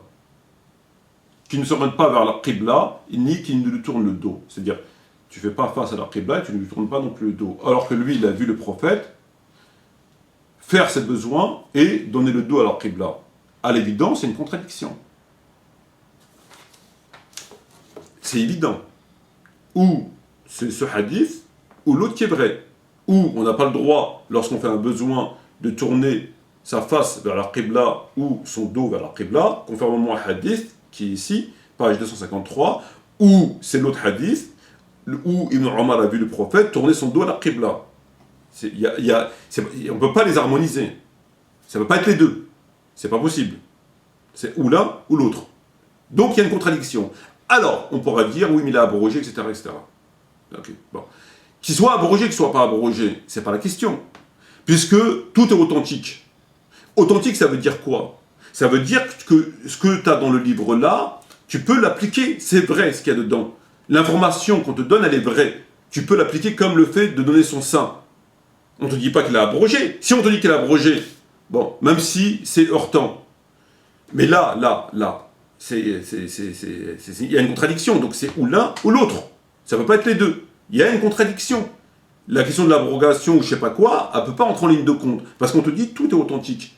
Tout ce qui est dedans, tu lis, Muslim, c'est authentique. Il y a un problème. Mais ce n'est pas fini. Il y en a d'autres. Et pourtant, je les donne comme ça rapidement. Exemple.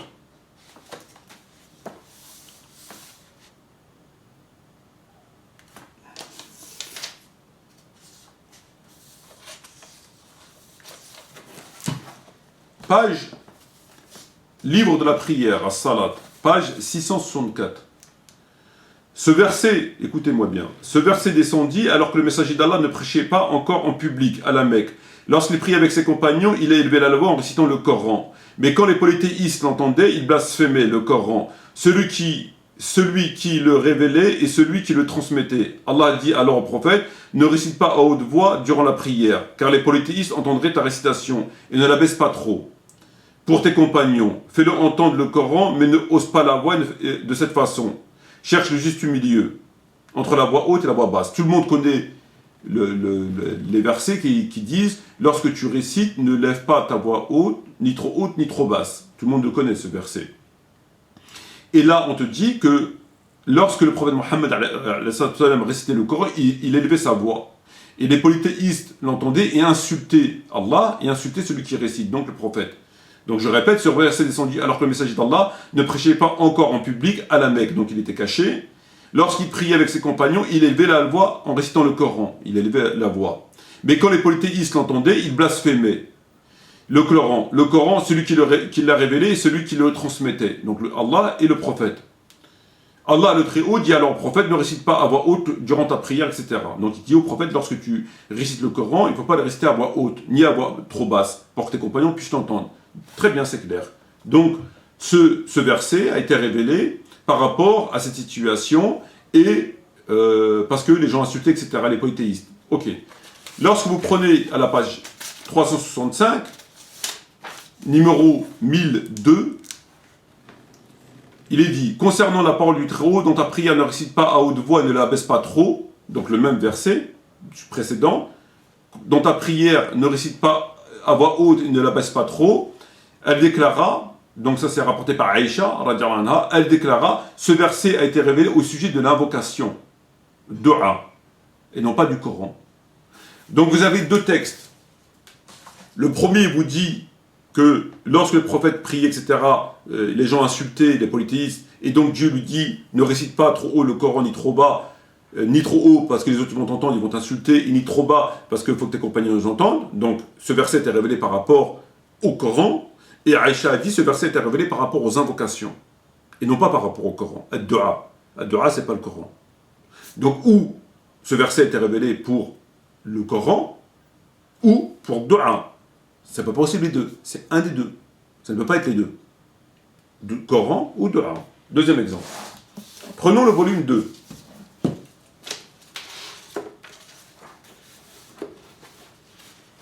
Chapitre, le livre de la prière des voyageurs. Le messager de Dieu, alayhi salatu wassalam, a interdit de prier après l'Asr. Il a interdit de prier après l'Asr. Jusqu'à ce que le soleil se couche, ainsi qu'après Subh. Jusqu'à ce que le soleil se lève. Rapporté aussi par Bukhari. Donc le prophète interdit une nafila après l'Asr jusqu'au Maghrib et lorsque le soleil se lève, qu'il soit à un certain niveau, on ne peut pas prier. Un autre hadith, j'ai entendu plus d'un compagnon du messager d'Allah, dont Omar ibn Khattab, radiallahu anhu, dire que le prophète a interdit de prier après le Fajr jusqu'au lever du soleil et après l'Asr jusqu'au coucher.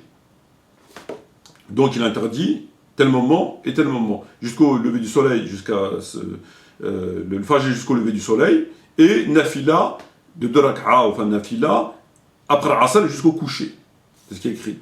Après l'Asr jusqu'au coucher du soleil, jusqu'à ce que le soleil soit couché. Très bien. Donc, on est d'accord. Je prends le livre de la prière à la page 217, cette fois-ci. Aïcha a dit, le messager d'Allah n'a jamais délaissé 2 rak'a après l'Asr chez moi. Le messager d'Allah n'a jamais délaissé les 2 rak'a après l'Asr chez moi. Il a toujours fait 2 rak'a après l'Asr. Toujours. Et elle continue dans notre hadith, elle dit, il y a 2 prières que le messager d'Allah n'a jamais délaissées. Il y a 2 prières que le messager d'Allah n'a jamais délaissées. Dans ma demeure, en secret ou en public. 2 rak'a avant le Fajr, 2 avant, ok, pas après, mais avant, et 2 après l'Asr. 2 après l'Asr. Il ne les a jamais délaissés. Conclusion. On a un texte qui dit qu'il est interdit de prier après le Fajr jusqu'à le lever du soleil, et après l'Asr jusqu'à son coucher. Bukhari, Muslim.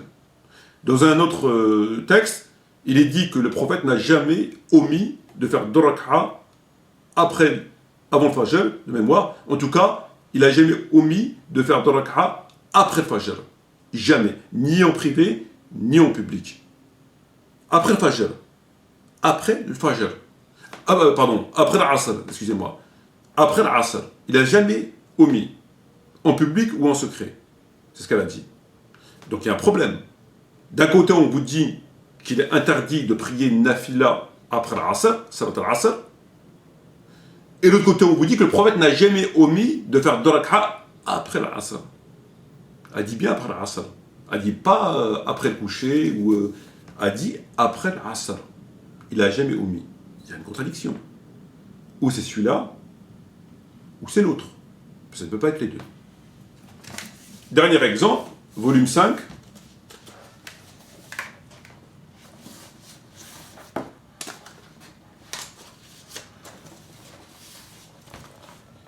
Écoutez, celui-là, il est pas mal aussi. Le messager d'Allah, écoutez-moi bien, frères et sœurs, c'est très important. Le messager d'Allah nous a interdit de donner à nos esclaves ces 4 noms. Vous m'avez bien entendu. Le messager d'Allah nous a interdit, d'accord, de donner Nahana Rasul Allah. Nahana. Il nous a interdit. Nahana Rasulullah. Le messager de Dieu nous a interdit de donner à nos esclaves ces 4 noms. Aflah, Rabah, Yassar et Nafi.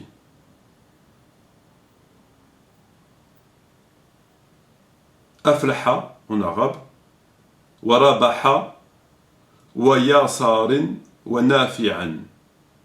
Il nous a interdit de donner ces 4 prénoms. On est d'accord. Il a bien dit Nahana Rasul. Il nous a interdit. On cherche ailleurs et on trouve quoi? C'est choquant. Le prophète voulut interdire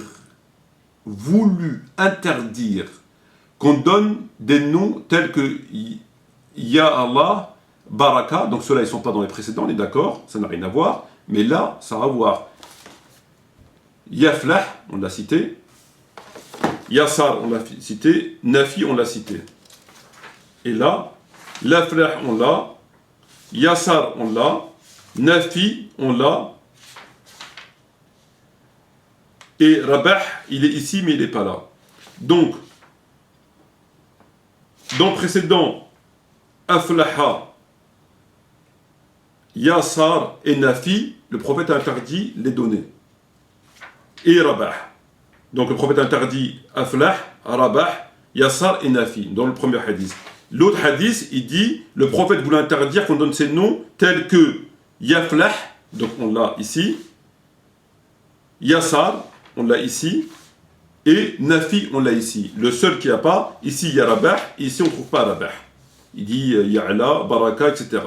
Donc pour revenir à ce texte, le prophète voulut interdire qu'on donne des noms tels que Yaflah, Yassar et Nafi. Et autres. Donc, et autres, ça sous-entend aussi l'autre. Rabah, il n'a pas dû le citer, mais ça sous-entend Rabah aussi. Mais, je vis qu'ensuite, il se tue. Le prophète se tue. À ce sujet, il ne dit rien. Puis le messager d'Allah décéda, sans les interdire. Subhanallah. Ajib. Par la suite, Omar voulait les interdire, puis s'en abstint. C'est incroyable. Dans le premier hadith, on vous dit que le prophète a interdit. C'est très clair. Naha ar-Rasul. Inna tusammi de Aflaha wa Rabaha wa Yassara wa Nafi'a. Interdit. Ces 4 noms, il les a interdits. Nahana, interdit. Et dans l'autre, il te dit, le prophète a voulu interdire qu'on donne ces mêmes noms. Ils sont ici. Aflaha, Yassara et Nafi. Les 3. Et d'autres, il dit. Donc, celui qui manque Rabih, il doit être dedans, mais il ne l'a pas cité textuellement. Il ne l'a pas nommé, mais il doit être dedans. Mais peu importe, on en a déjà 3.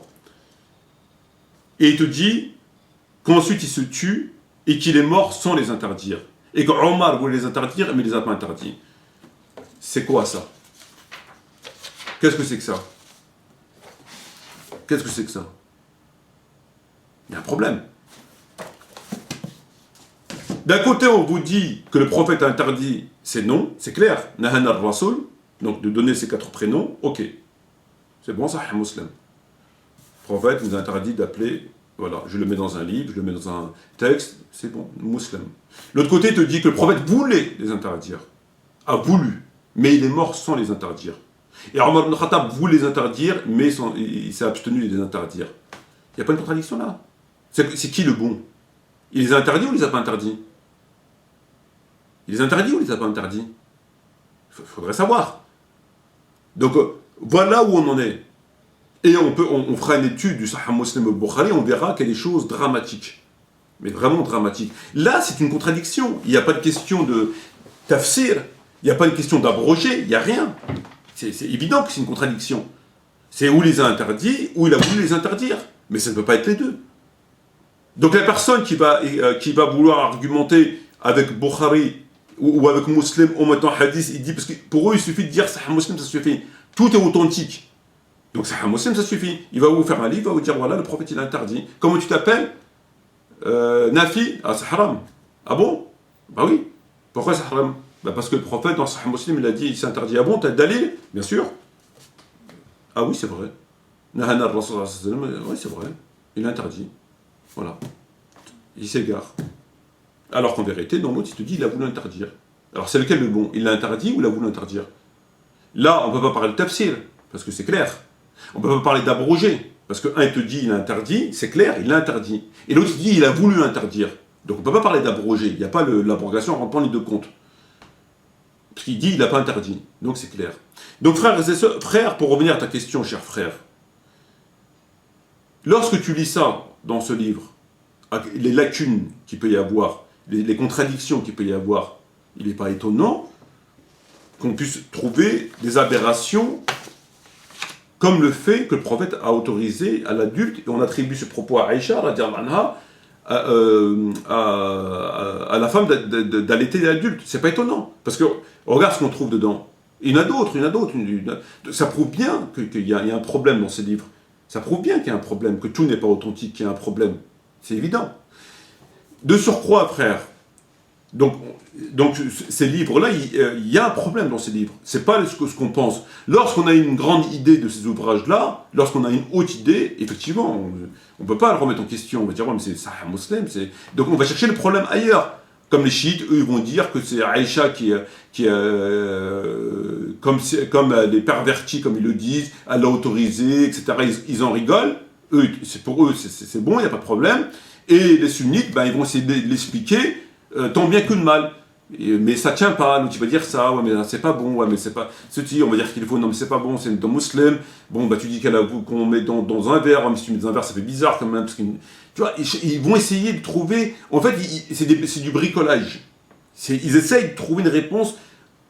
Peu importe la réponse, il faut qu'on harmonise. Voilà, c'est ça le but. C'est qu'on faut que le texte, on ne peut pas le contester. Voilà. Alors qu'en vérité, c'est simple. C'est que tout simplement, Bukhari Muslim, c'est pas ce qu'on pense. C'est des grands recueils, c'est des très bons ouvrages, mais c'est pas ce qu'ils ont voulu nous faire croire pour le faire entrer dans la croyance du musulman à un point où ils l'ont fait entrer dans la croyance. C'est-à-dire qu'aujourd'hui, ça rentre dans la aqidah du musulman. Tu ne peux pas être musulman si tu ne crois pas en Dieu au jour dernier, tu ne crois pas au feu, tu ne crois pas à l'enfer, tu ne crois pas au jour de la résurrection, tu ne crois pas que le prophète Mohammed c'est le dernier des prophètes, tu ne crois pas que la prière c'est une obligation, et tu ne crois pas que le Bukhari est authentique. C'est comme ça. Voilà où ils en sont arrivés. Ils l'ont rentré dans la aqidah. Ils ne vont pas te le dire. Ils ne vont pas dire, ouais, ça fait partie des shurut, des conditions. Mais cependant, ils le disent autrement. C'est-à-dire que toi, tu dis sunnite, et tu contestes Bukhari sur tel hadith, oh là là, t'es sûr que t'es sunnite, t'étais pas chiite un peu avant, t'as pas un voisin chiite, tu vois, c'est ça, en fait, ils en sont là. Parce qu'ils l'ont rentré dans la croyance du musulman. Et je viens de donner des exemples qui sont clairs, qui sont évidents. Un, il te dit, tu peux pas la qibla, l'autre il l'a fait devant la qibla, enfin, il y en a d'autres, il y en a plein encore, enfin plein, il y en a d'autres. Donc par rapport à ce constat, tu constates que c'est pas ces livres qu'on nous a fait croire. Donc tu reviens à un jugement beaucoup plus... tu relativises ton jugement par rapport à cet ouvrage. Tu as un jugement beaucoup plus juste. Et lorsque tu as un jugement beaucoup plus juste, tout ce qui contredit le Coran et les fondements, la loi régulière, les piliers dans les sujets, il faut chercher l'explication ailleurs. Il faut chercher l'explication ailleurs, tout simplement. Donc ce texte est faux. Une femme ne peut pas donner son sein à un homme adulte. Ça n'existe pas. Comme des textes qu'on a cités, il y en a qui sont faux. C'est ou l'un ou l'autre. C'est aussi simple que ça. C'est aussi simple que ça. C'est tout. Donc ce texte, si on ne trouve pas ce que j'ai expliqué, ce texte est faux. Comme des textes ici que je viens de citer qui sont faux. Les textes des prénoms, c'est ou l'un ou l'autre. C'est interdit ou c'est pas interdit. Ça ne peut pas être les deux. Il n'y a pas à chercher à midi à 14h. Et il y en a d'autres. Voilà ma réponse. Elle était longue la réponse. Il est déjà... alors ça va être très dur de tout faire entrer. Alors, Sadouane Andalousie, comment pourra-t-on reconnaître l'imam al-Mahdi avec tout le faux que nous entoure? Comment on pourra reconnaître l'imam Mahdi? Ben, c'est très simple. L'imam Mahdi...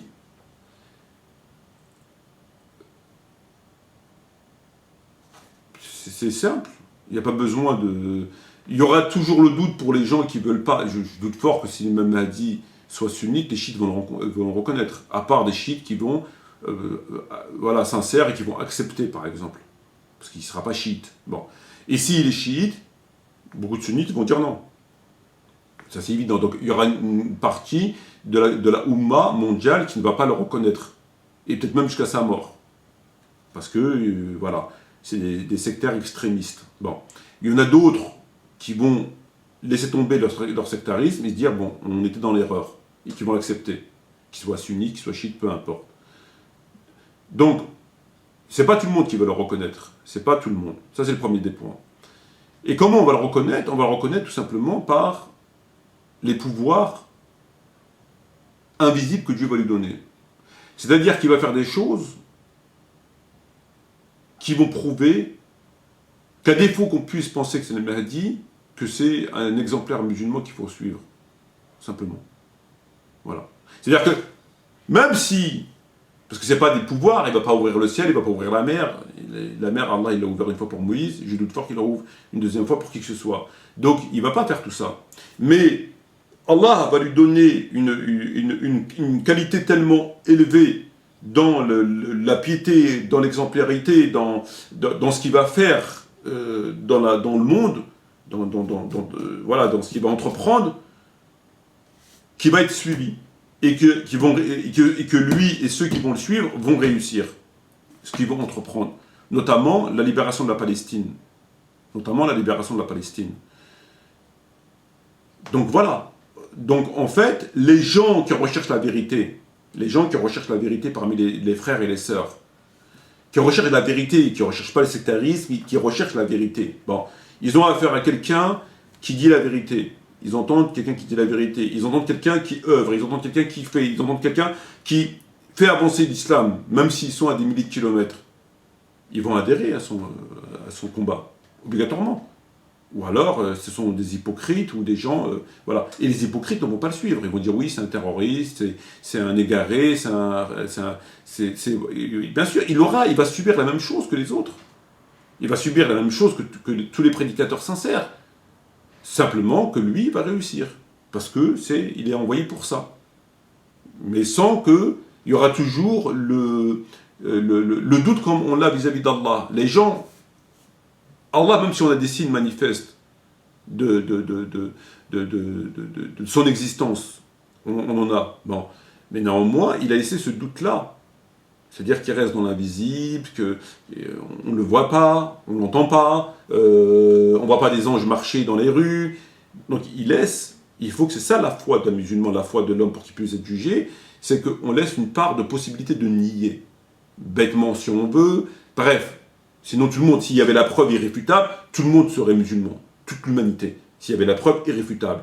D'accord? Il n'y a pas de preuve irréfutable. Il y a des signes pour certains, des signes importants pour d'autres. Bref, mais il n'y a pas de signe de preuve irréfutable et c'est fait exprès pour que chacun puisse croire dans l'invisible, sans avoir Et le Mahdi, c'est la même. C'est-à-dire qu'il n'y aura pas écrit sur son front l'imam Mahdi. Il va pas venir avec... il va venir comme un musulman, qui va faire son travail de musulman, et qui va monter et réussir. Les gens sincères vont le suivre, et les gens non sincères vont dire non mais c'est un hérétique. L'autre il va dire oh, mais moi s'il est sunnite, ben non moi je suis chiite, je le suis pas. S'il est sunnite, moi s'il est chiite, moi je suis sunnite, je suis pas, vice versa, etc. Donc voilà, donc tout simplement, c'est aussi simple que ça. Voilà. Et les tièdes, ben, ils resteront moins tièdes pour d'autres. C'est pareil en fait, ça va être la même chose. Ça va être la même chose simplement que il y aura les camps ils vont se dessiner. Ils vont être plus, les lignes vont être mieux tracées, plus ancrées, plus définies, etc. C'est la même chose. Alors qu'aujourd'hui on est dans un flou parce que les gens ne savent pas qui écouter, même si lui il semble qu'il a raison, mais est-ce qu'il a vraiment raison sur tout? Est-ce que ceci, est-ce que cela? Donc les gens, même s'ils s'orientent un petit peu vers celui-là, il y a quand même un flou qui... Voilà. Alors qu'avec lui, il y aura beaucoup moins de flou. Il y aura beaucoup moins de flou. Et les gens sincères suivront le Mahdi. Ils ne suivront pas Tariq Ramadan, ils ne suivront pas Bejrafil, ils ne suivront pas tous ces gens qui ont le discours qu'on connaît. Les gens, alors d'aujourd'hui, ne suivent pas, les gens sincères ne suivent pas ces gens-là, ils ne les écoutent pas. On ne peut pas écouter ces gens-là. On ne peut pas écouter quelqu'un qui vous dit il faut banaliser l'homosexualité, enfin bref, on ne va pas revenir sur le discours. On va écouter des gens qui, leur discours, il est conforme à l'islam. C'est vers eux qu'on va. Avec le Mahdi, ça va être la même chose. Voilà. Alors, après, Sadouane Andalousie, donc une nouvelle question. L'âge de Aïcha, quand le prophète Mohammed a consommé le mariage avec cette dernière, pose problème à certains. Ont réfuté cet âge de 9 ans. D'autres défendent cette théorie. T'es-tu penché sur le sujet, frère? Je ne me suis jamais penché sur le sujet. Nous savons que tous les textes, je dis bien tous les textes, parlent de cet âge. Tous sans exception. Pour les réfuter, il faut du solide. Et bon, ce qu'on a entendu, encore une fois, c'est du bricolage. Ça les dérange. Et donc, ils disent ils ont trouvé, ils essayent de... Enfin bref, chacun y va de son imagination, en quelque sorte, pour essayer de réfuter. Malheureusement, bon, les éléments, ils sont clairs. L'information, elle est claire. Les textes sont clairs. Ils sont à l'unanimité. Donc, pour réfuter ça, il faut quand même du sérieux. Et malheureusement, après, il y a des choses qui peuvent s'expliquer autrement. Mais ce qui a été dit, voilà, c'est pas sérieux. Donc non, j'ai pas de réponse par rapport à cela. Et ce que j'ai entendu dire n'est pas pertinent. Voilà. Donc on avait dit, j'avais essayé de vous rendre compte, de faire entrer toutes les questions dans un truc, dans une vidéo, mais ça va être encore une vidéo... Je ne savais pas que c'était aussi long les questions-réponses. Alors, ça sera la dernière question.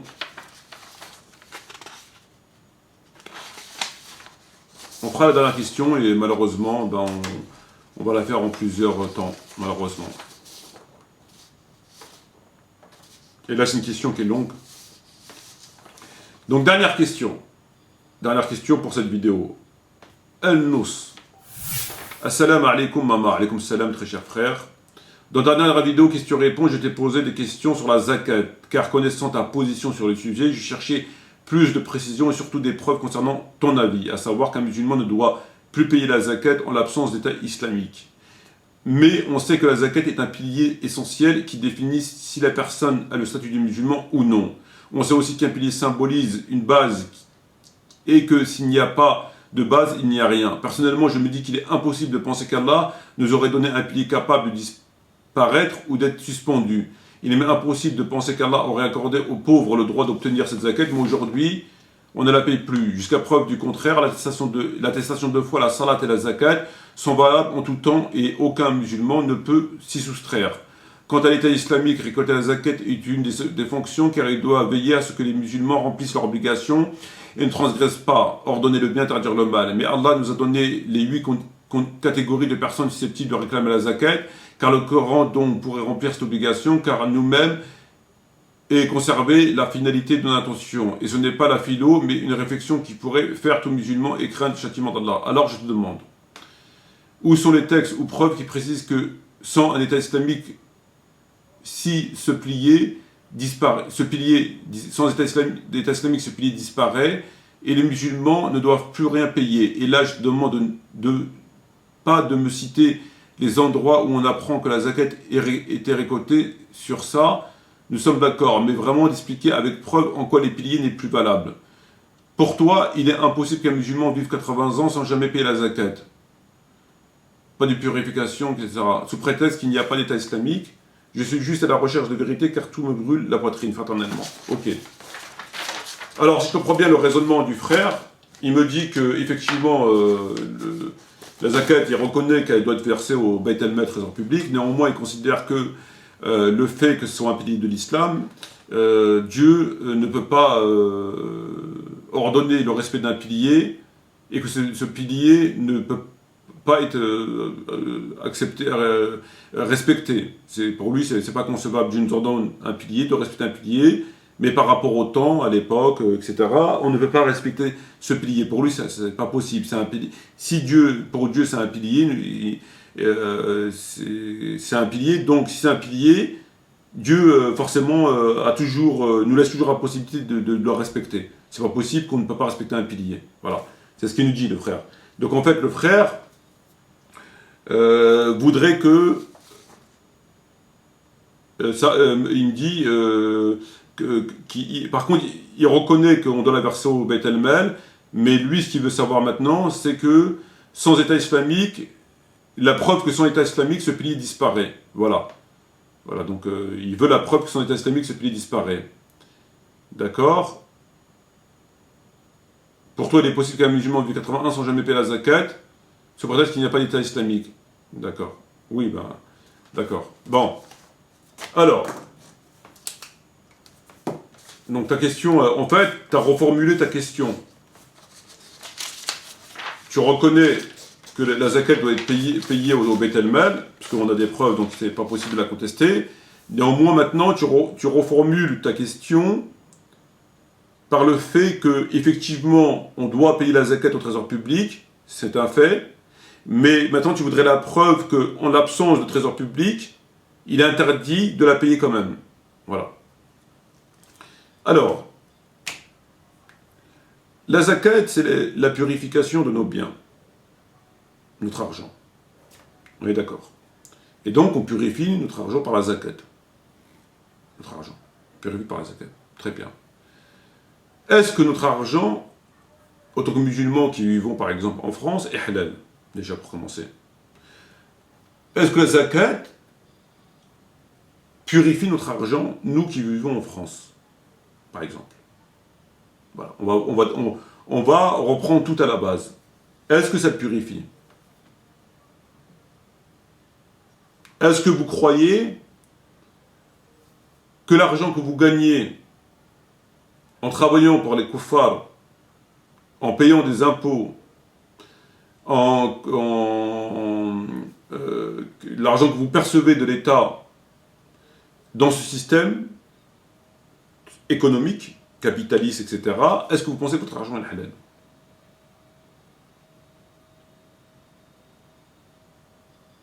Vous allez me dire parce que vous travaillez vous honnêtement. Donc du fait que vous travaillez honnêtement, peu importe, votre argent il est halal. Parce que vous travaillez honnêtement.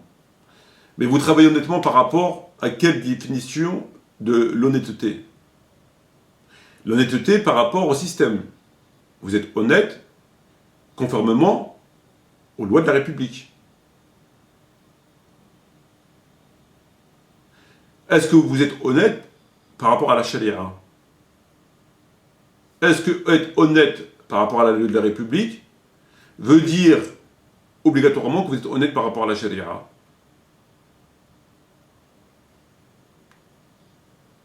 Non? Non?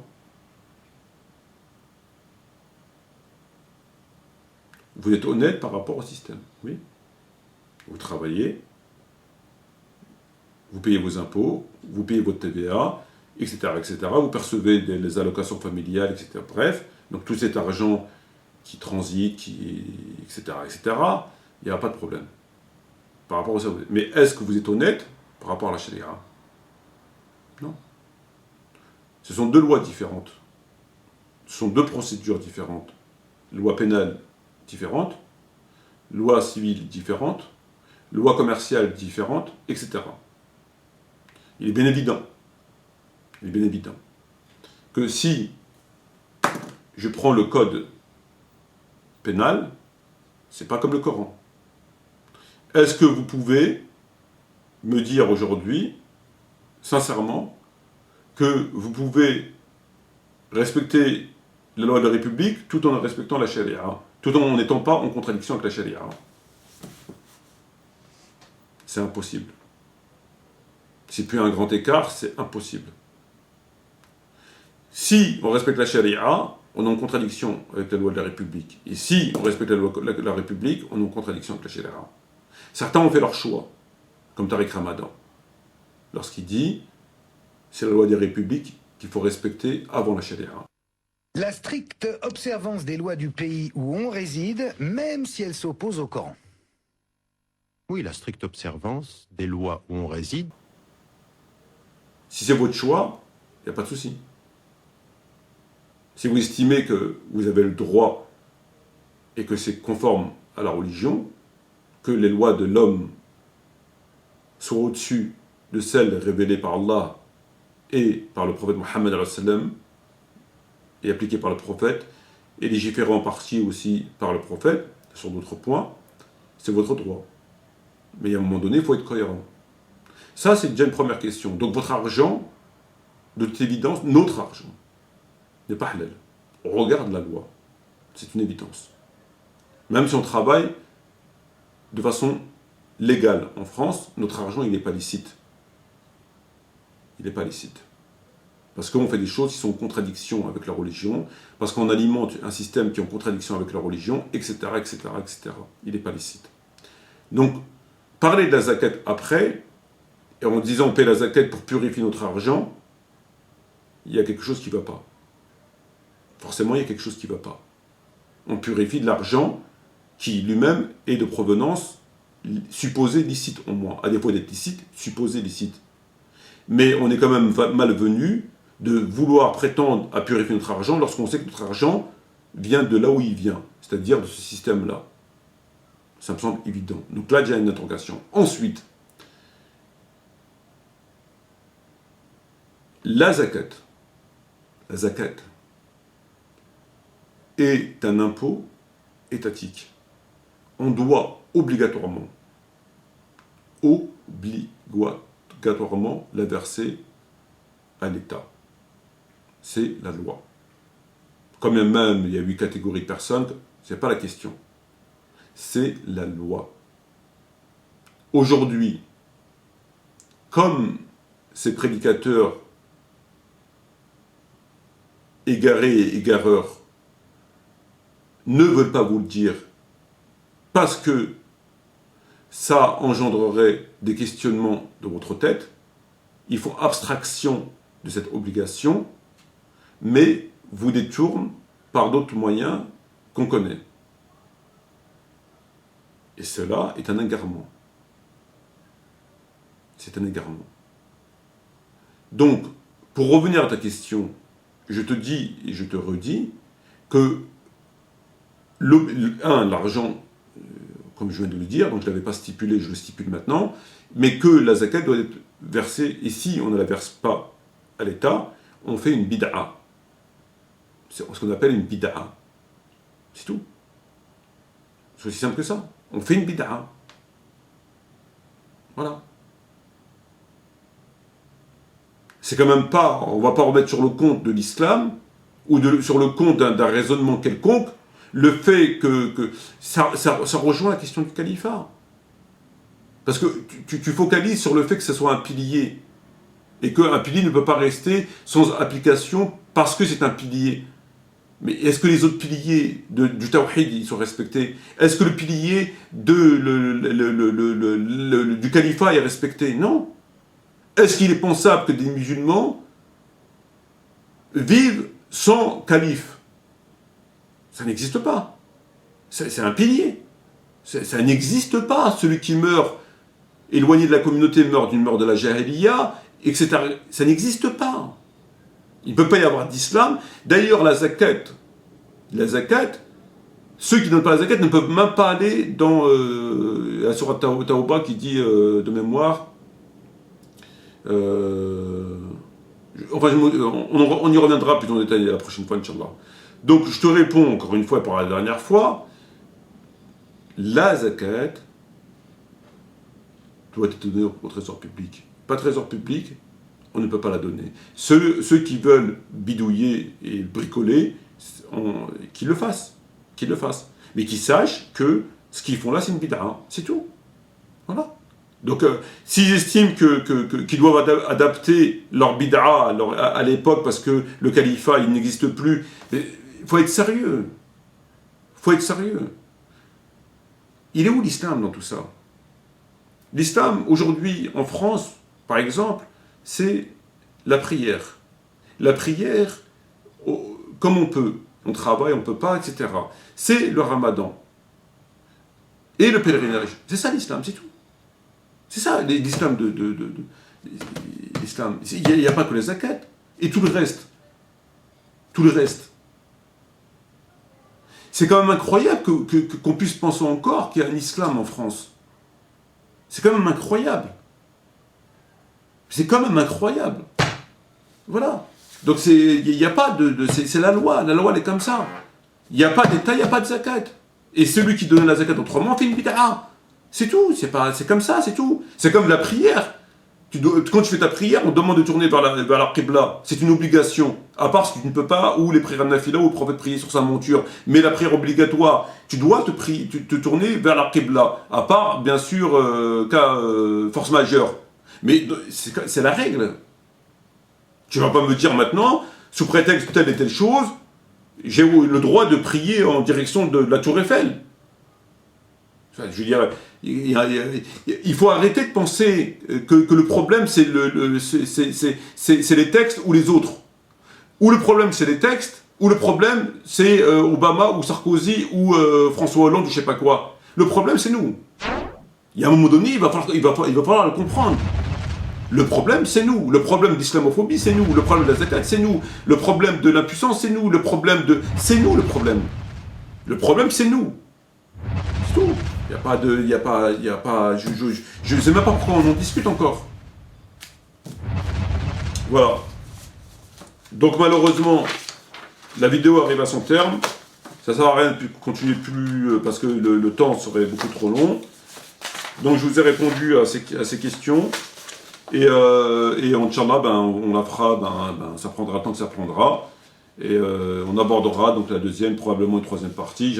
J'étais complètement côté de la plaque lorsque je disais que je ferais rentrer toute la vidéo dans une seule fois. Il faudra au moins 3 parties. Bon bref, c'est pas important. Donc merci beaucoup frères et sœurs. Et je vous dis shukran jazilan. Wassalamu alaikum wa rahmatullahi wa barakatuh. J'espère à bientôt. Et encore une fois, je vous suggère, en toute modestie, de ne pas être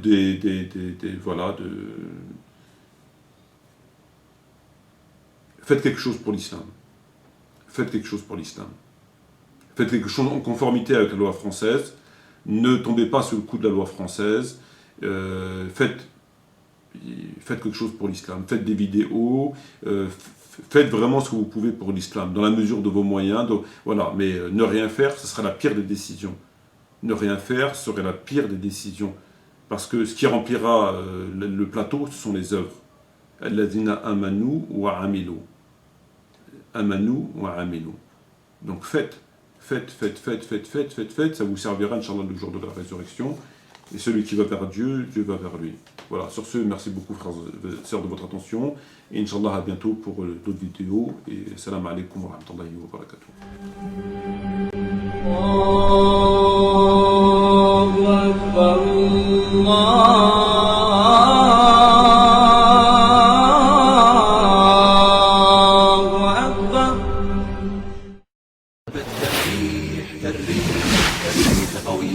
شبت كالنار كالنار كالنار